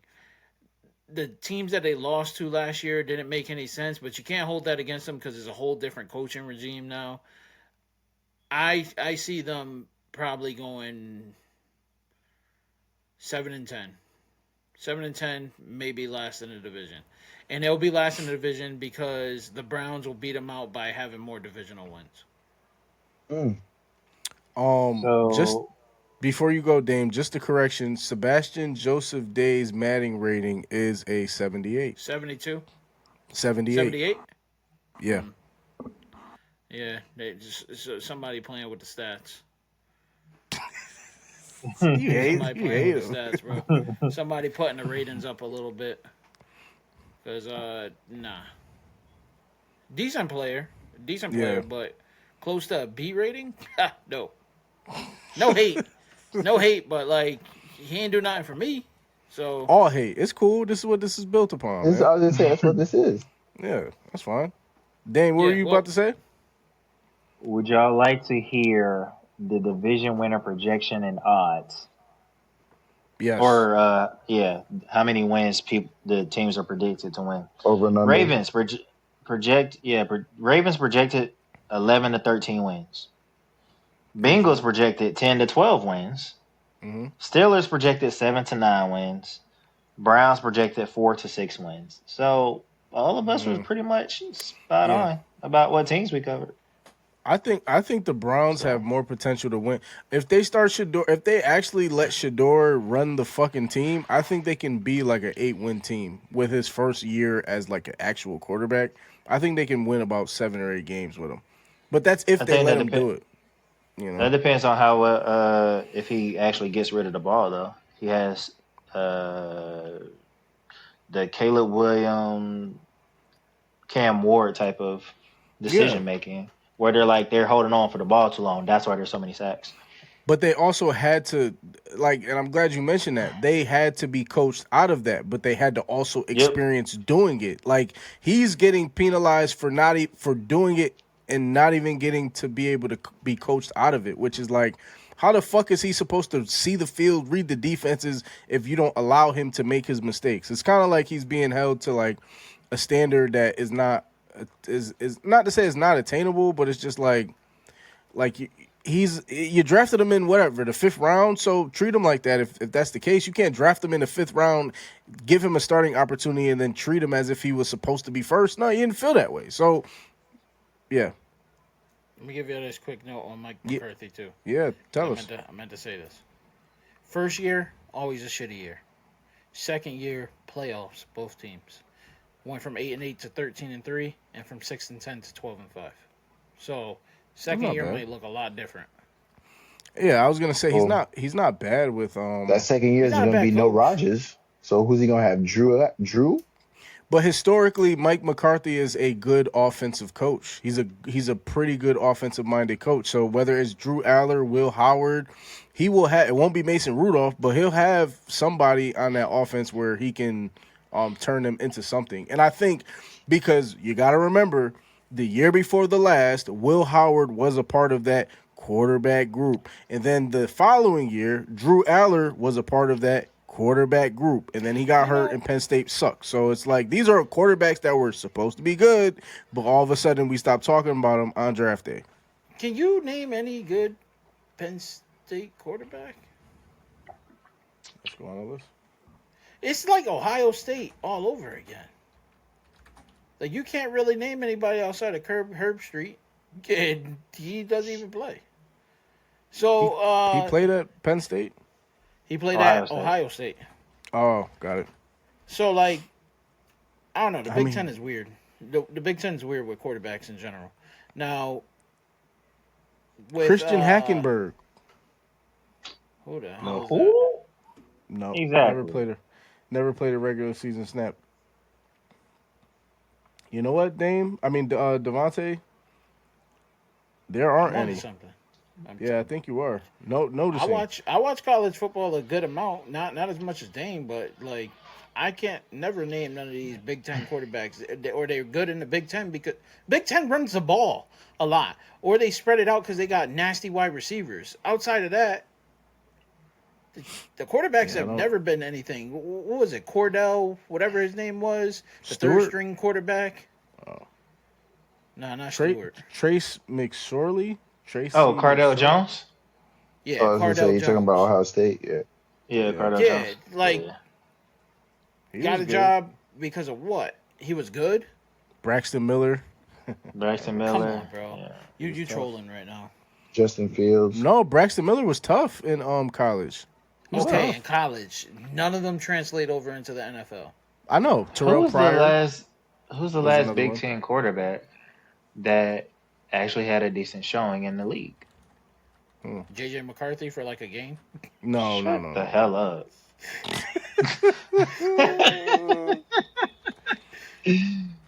To be honest, most of them get converted over to something else. Like Justin Fields, they want to move him to a tight end or a running back. You said Terrell Pryor, then he get moved to wide receiver? I'll tell you who. Tom Brady. Other than Tom Brady, Drew Brees. Only two Big Ten quarterbacks I can think of in recent memory. Well, hold on. One was Purdue, right? Who? Yeah, Purdue. Yeah, Drew he went to Brees Purdue. He went to Purdue. So recently, it's Russell Wilson, Kirk Cousins, Drew Brees, last of the dying. And we're talking about people that's Big played 10. in the league for over 10 years. I know, isn't that Like crazy? 10 years ago. Yeah. And it's supposed to be a passing league now. That shit doesn't make any sense. Like, Somebody gotta catch Big the Ten ball. can't produce. Who? I said someone got to catch the ball. So I mean, that's kind of where like might not be a quarterback league, but somebody's catching that bitch, and those are the stars and the running Second, backs. where did Mason Rudolph go to school at? Who the Oklahoma fuck knows? State. Oklahoma State. Oh, he did. He was good. That's Big 12. Yeah. He was straight. All right, listen. You know what? Clearly, the just ESPN thought of guys as- know. Hey, listen. Yeah, because you guys covered him so fucking much. Him and James Washington, they were both on the Steelers, and they both were good in college, and then they both ain't do shit. Yeah. Mason Rudolph is known for Myles Garrett, like, basically about to whoop his ass. And And everybody for just being- kind of swept that under the rug. And for being the backup to Why Ben is he still in the Roethlisberger league? for all those years? Who, Mason Rudolph? Yeah. He's probably gonna end up getting the coaching. He's probably gonna end up getting a coaching job. Like he's just been a backup the whole time. He's been soaking up information. He's had a nice career, man. Imagine you know got what's paid to crazy? do absolutely nothing. I would love that shit. Yeah, he's like the guy I from don't Blue know. Mountain State that wanted to be redshirted in his freshman year, be QB2 because it's sweet. It's a sweet gig. You guys know. But who- wasn't the dude like the best quarterback ever? Yeah, he wound up being the best quarterback ever, but I'm saying he's the one in the beginning who really didn't want to do shit. Mhm. Now, Yeah. what I find weird about this whole situation, just because I was thinking about it when you guys were talking, because you brought up Myles Garrett, then I started thinking about that hit that happened and him throwing the helmet and all of this BS that Mason Rudolph said, right? Anybody else, they would have been kind of kicked out of the league. Have you heard about Myles Garrett being a bad dude? Because everything that I hear is him being like a nice guy, kind of down to earth, chill. No. Did he get suspended? That was the only thing. So, yeah. I think it's one of those situations where everybody's I'll allowed take that one. $5. It's like, what's his He didn't face? even hear it. Andre God Johnson? damn it. No, I did. Oh, where No, he I fought heard it. Where he fought Finnegan. Yeah, I was thinking, Andre Johnson with Corley Finnegan. That was sweet. Whooped his ass, boy. Whooped his fucking ass. I used to like those matchups. And I don't know. And I don't. No, go ahead. Go ahead. No, go ahead. No, I was just like, I don't know why Trey thought I didn't hear that. I just. I don't know. We're Nah, almost yeah, Like, I played to the final whistle. You could. I yeah, played was to about the say, final you whistle. You should have waited like 10 more seconds, Devontae. I was gonna hit that music. You could have let that shit rip. But No, I was going to tally it up. You remember how you thought you got away with one like 5 episodes ago? And you was like, oh, Devontae, you're blowing up the spot. He was like, he didn't hear it. I was like, yes, the notepad here is not. Yes, I heard it. Like, I just did. that boy's sharp now. Yeah, I If think- we- I if, think if I he owe, wasn't like, sharp before, $7. that boy is sharp now. Shit, that motherfucker. What I got, is $7? sharp. Y'all boys got any questions in regards to the Ravens? What y'all opinions are on what y'all think we're gonna do this season? No, I think the Ravens are status quo, man. I think they shouldn't lose at the last game of the season like they did this past year. I think this is why this is an unpopular opinion. Maybe it's not, but Lamar Jackson gonna be in that locker room bitching Jesse Minter around. Like they the same age, so he said, Lamar said all the great things. That's my coach. I'm gonna call him coach. He gonna get into his ass a couple times during the season where he's like, all right, come on, bro. Come on, guys. Grow up. What made you go with that verse? Anyways, he's just gonna. I know what you're trying to say, You know what but I'm saying? it's actually the opposite. Declan has been on their asses. Like the thing about Declan, like what I've been hearing all this offseason, like the main big word that I've been hearing is details. Like they've been so detail oriented with like how they're learning the offense and everything like that. Like he's making sure like the receivers know what the linemen are doing, where they're aligned, and what they're gonna do. Like this is the most that he's ever been like coached. Like everyone has just relied like, oh, Lamar, you're a talented guy, just save us.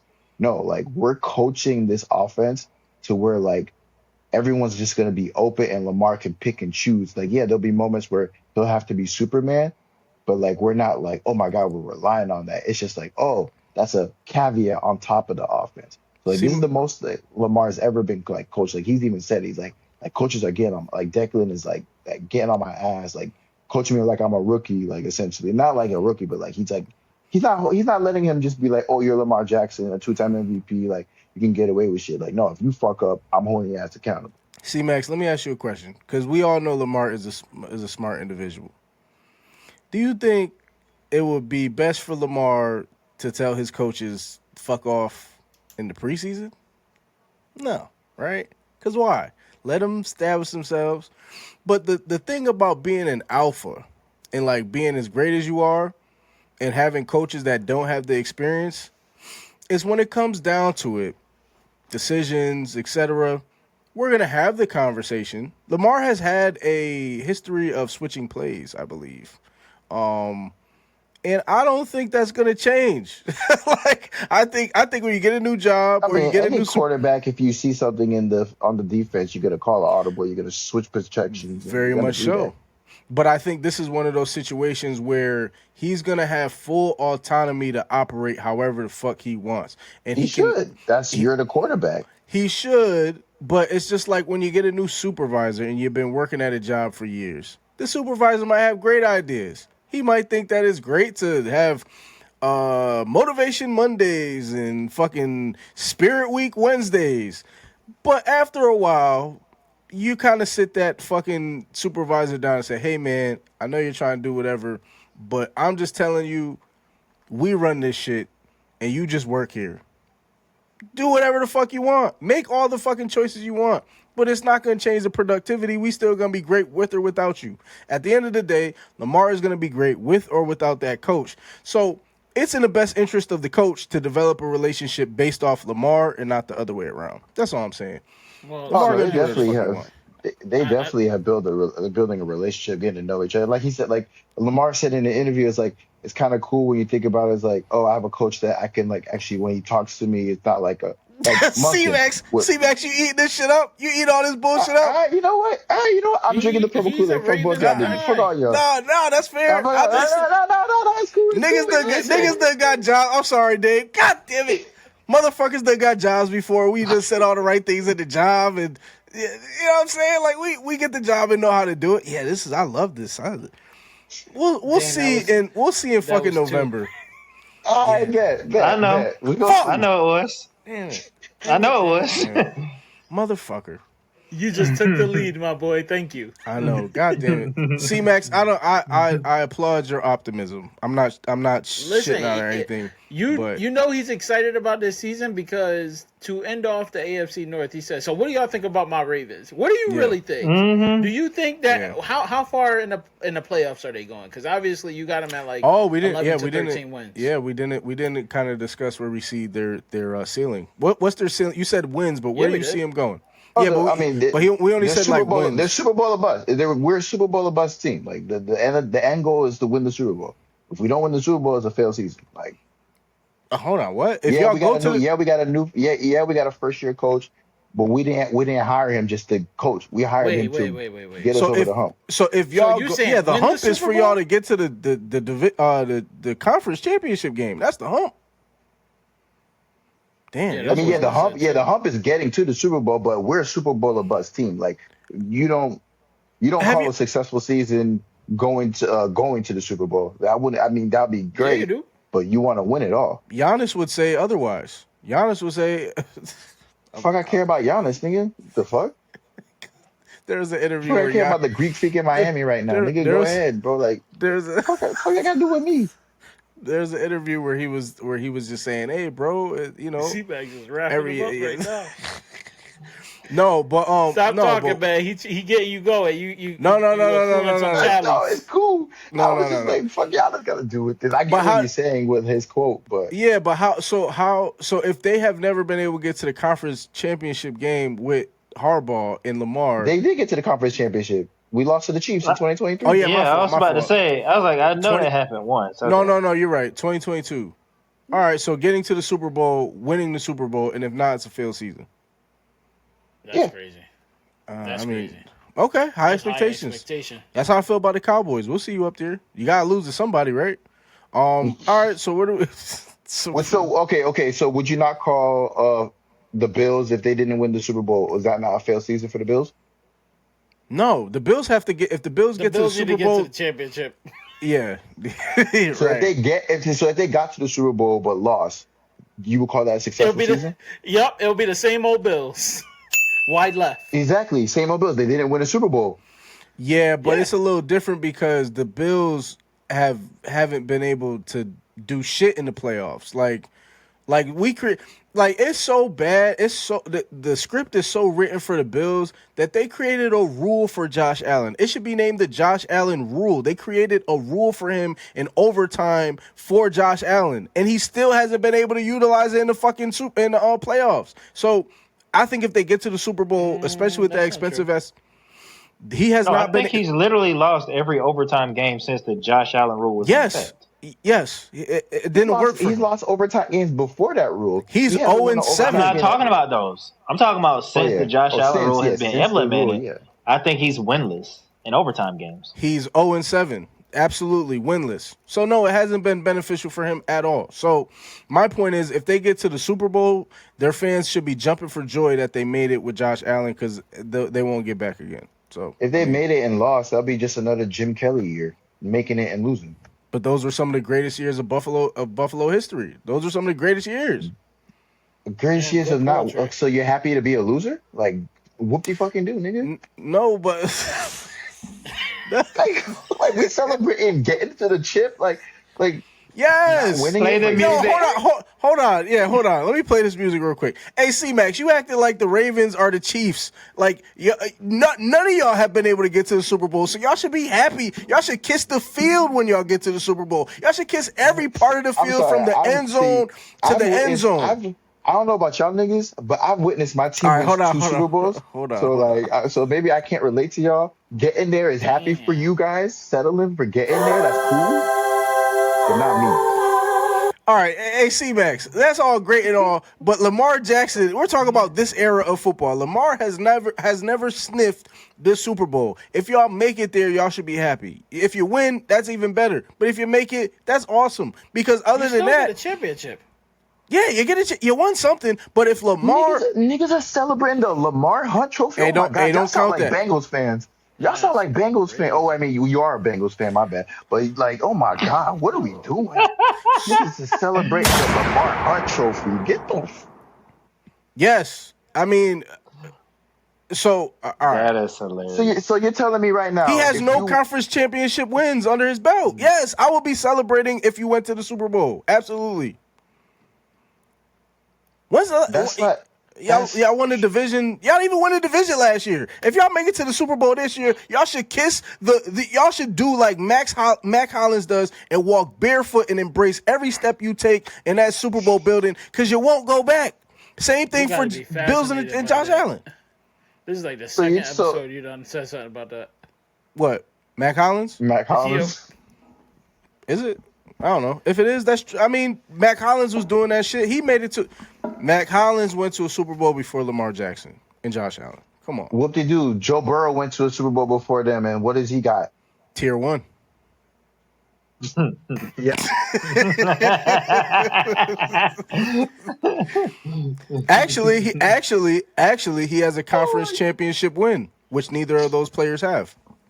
Ooh, they could put that in their. They could put that in their trophy case. What else do they got in their trophy case for the Bengals? Actually, for those Madden players, when you go into the legacy, it does show how many conference championships you got, and that does improve your legacy score. So, hey, I bet you Wemby is real happy with that Western Conference championship trophy in his locker. I bet you he's so happy with that. The Ravens have 2 Super Bowls in the 2000s, right? Mm-hmm. One in 2000s, one in 2010. One in 2012, 10 or 12. Yeah, so we got a couple more years to get another one in this decade. 12. You know, it's 12. Yeah, I thought it was 12. Yeah. I mean, I said 2010s. Yeah. The 10s. Oh, okay, gotcha. Well, good luck, niggas. I hope they make it. A Cowboy / Bengal fan is telling me this. I'm not a Bengal fan. I'm not a Bengals fan, C-Max. I don't know why you're saying that. Don't let them brainwash you. I'm not a Bengals fan, but I am a Cowboys fan. These are your words. What do you mean? I said that 3 years ago. Come on. First, it was 2 years ago. Now it's I don't 3 remember. years. I don't have the Come on, picture man. to prove it, but it wasn't recent, motherfucker. I'm happy. You see this shit on the wall? Cowboys. You don't see anything about the fucking Bengals. Fuck them. All right, let me finish the rest of the music.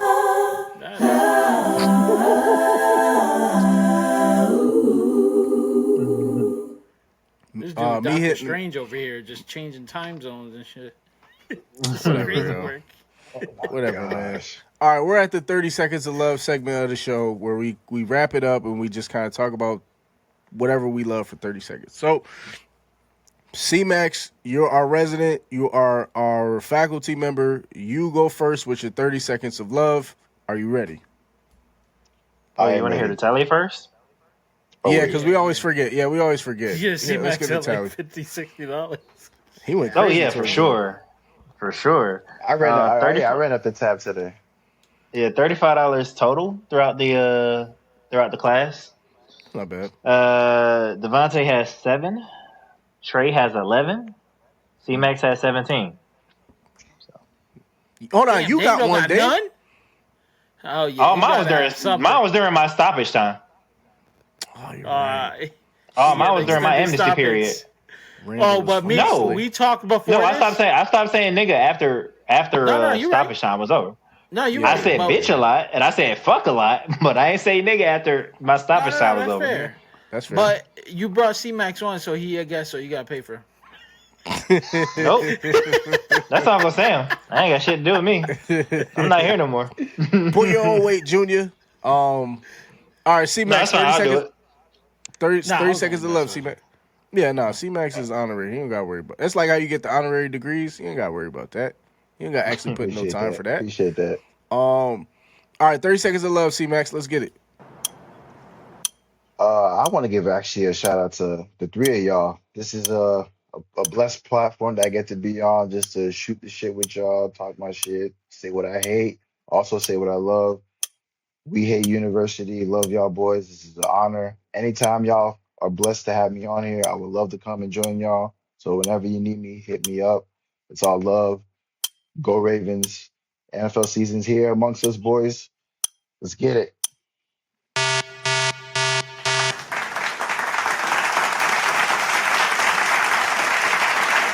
Hell yeah. No shout out to the moms. I know, right? Hey, you know what's funny? I'm going to Mexico in 2.5 weeks for another wedding. Shit. Yeah, we'll hear more about that. Yeah, we gotta have him back in like 2-3 weeks. You right? Man, I was Mexico. He's still gonna be in Mexico when we call him. Shit, I was gonna say I might do the pod live from Mexico, straight from Mexico. Thank you, C-Max, for being here, being a part of this, doing this with us. We definitely enjoy it, and just being able to shoot the shit and talk sports is fun, and I know these guys enjoy it as well. But we also enjoy our guests. You know what I'm saying? So, well, not our guests, but outside of the people that we see all the time. So, it definitely helps. So, thank you for being here. Thank you for being passionate too, because that shit means a lot. Absolutely. Always. Yeah. And I mean, according to your y'all got to get one in this decade, so that has to feel good. Like all seriousness, because if you had one in the 2000s, you had one in the 10s, you're more likely to get one in the 20s. So, I'm rooting for Lamar. Peyton Manning. It took him 9 years. This is year 9 for Lamar. They have honestly a eerie career trajectory when it comes to playoff games and regular season success. So if he's on a Peyton Manning trajectory or even a John Elway one, the minute he gets a ring, he's a top 10 quarterback all time. So it's only a matter of what. He's one without it, in my opinion. I think. In my opinion, but I'm biased. Biased. When he's finished, if he stays healthy, then I think he would be. He's going to finish top 10 quarterback for sure. Don't fully go by that. Y'all won one in the 2000s. You won one in the 2010s because that's coming from somebody that won it in the 90s and I believe the 80s and hasn't gone back since. Huh? Hold on. Damn. Last time I checked, last time I checked, when I'm just saying the facts. That's it. We all When know the my team Chargers- has been. They went to but 26, Super Bowl but 26. even worse is that y'all decided to keep Phillip Rivers, or actually, excuse me, was it Dan Fouts? And then you let Drew Brees go. Who was it? I don't remember. But y'all had a generational You quarterback. Way off with you. You're definitely Doctor Strange today, man. Because Dan Fouts and Drew Brees Didn't play, right? Y'all had Drew Brees. Who did y'all? Drew Brees left, Phillip and who Rivers. was? Oh, so that's Drew who. Brees. Yeah, Drew Phillip Rivers Brees wind up immediately getting after. hurt. Yeah. And then he left, right? Because y'all didn't want to pay him. And then, yeah, I don't know. San Diego has just never really been like a football. It's more like the Padres, but whatever. All I'm saying is just don't go by what Trey says all the time, because at one point they were in the 80s, they were in the 90s, they thought it would be the 2000s, or every year they thought it would be their year. But then here we are in the 2020s, and that's 2 decades. The most almost 30. the most important part is we did have a year. That's fire. That's fire. We had a year. So, whether that was 3, This 4, is the love 5, section. My bad, who's man. counting? I know you My came in bad, with bro. the hate, man. That's crazy. Fucking Los Angeles Dodgers or whatever they are out there. Actually, it's crazy because when you think about like LA teams, I think they're below the Angels, and then the Chargers. It goes the Dodgers, the Rams, the Angels, Chargers. Actually, it would probably be the Lakers before them. Yeah, true. Damn. Where And do they the rank in Kings, LA too. teams? And the Kings. Yeah. Damn, probably y'all the right. Kings, Y'all too. right below the Kings. That's They're all right there because next we to the deliver- Sparks. We the, I was about to say Sparks, but I wasn't gonna be disrespectful. That's crazy. I'll The take no LA offense to Sparks. that. We the lovable losers. I ain't switched my team up though. I ain't Yeah. got the Bengals Oh and man. the That's Bengals fair. and the Cowboys. I had optimism at one point, but He said like 3 years ago. That's around the time that they had just went to the Super Bowl too. We see what type of time you on. was it? Because they went to the Come on. Super Bowl in 2021. 3 years ago is what? 23. 23.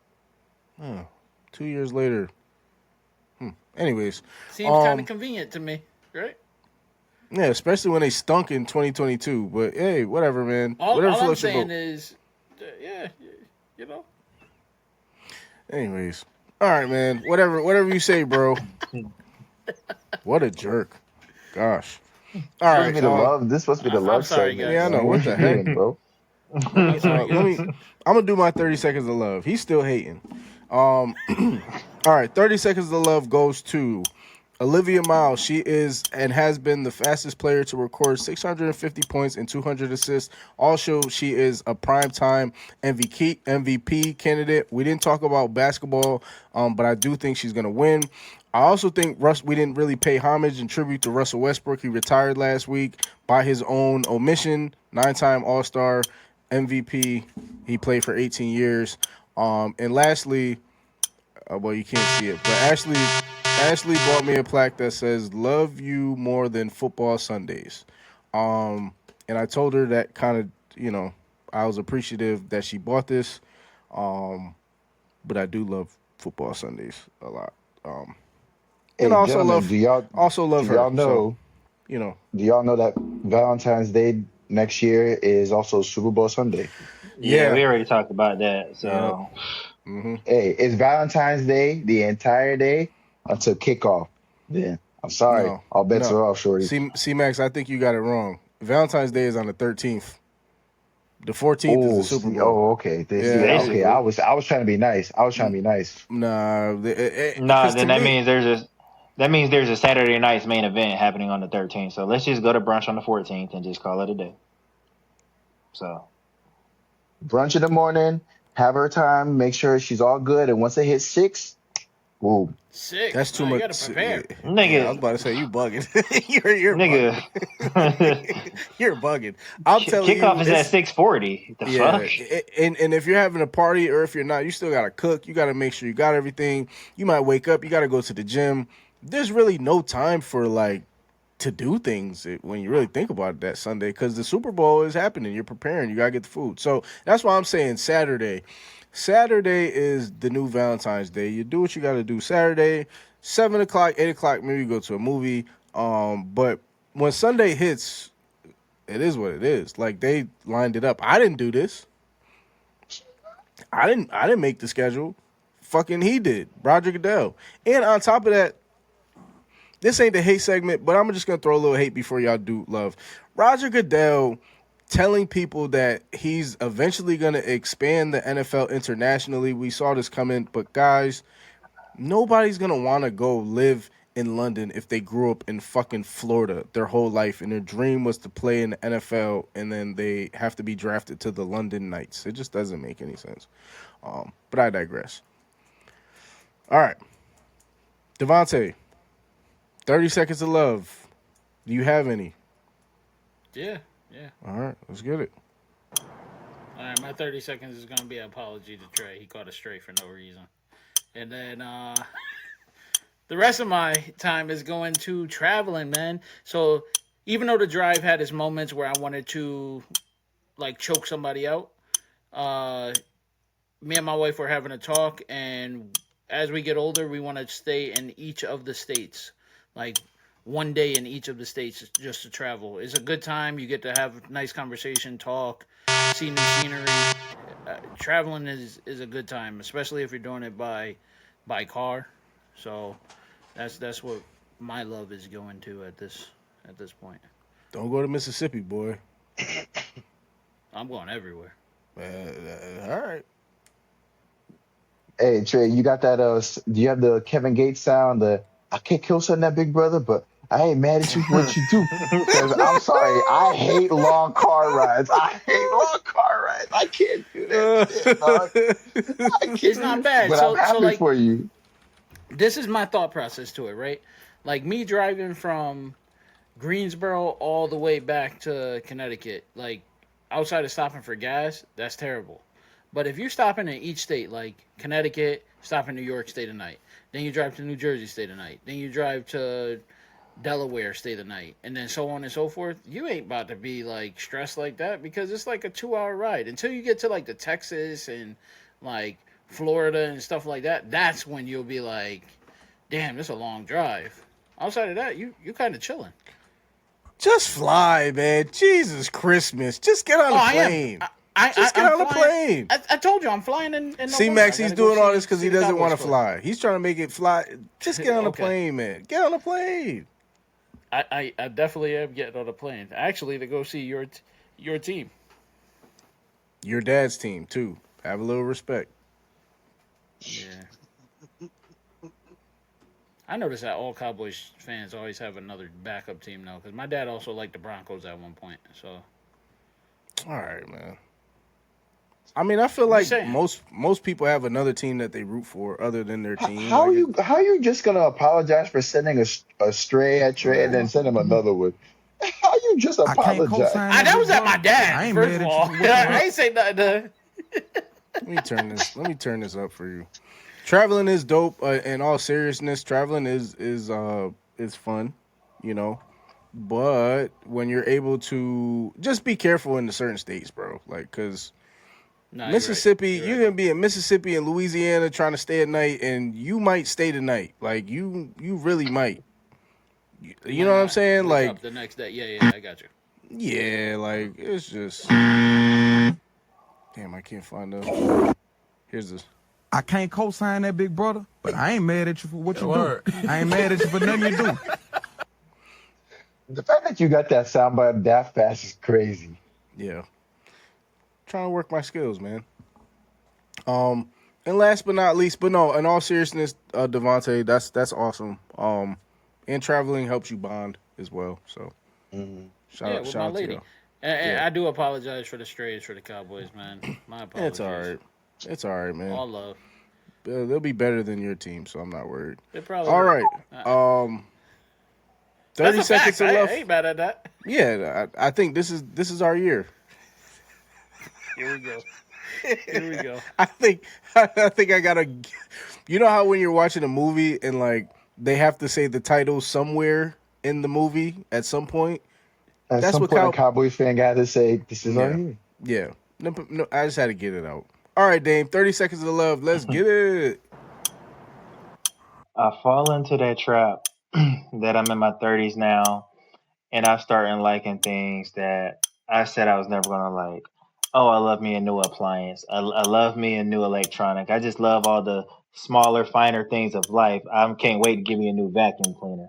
But most recently, I've gotten back into running, and I hated that shit. But now I like going on my morning runs, and I'm seeing people with the little. I acknowledge you. You acknowledge me. I see you running type shit. So it's just those little finer things in life. Fuck cyclists, but runners, absolutely, because runners do be on the sidewalk. So yeah. Yeah. And you know what they say about those runner clubs?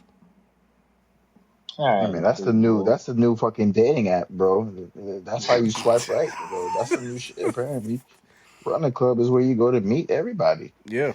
All It's a right. healthy way. Not for you, Dame, but just it's a Oh healthy no, alternative. for the single people, Yeah. people out there. Yeah, they have like Freak legit ass running clubs. niggas. I mean, this is not for y'all. This is for me. I'm the one single guy here. This is for me. This for me. This for me. I'm in them running clubs, right? Yeah, no, that's a healthy alternative though.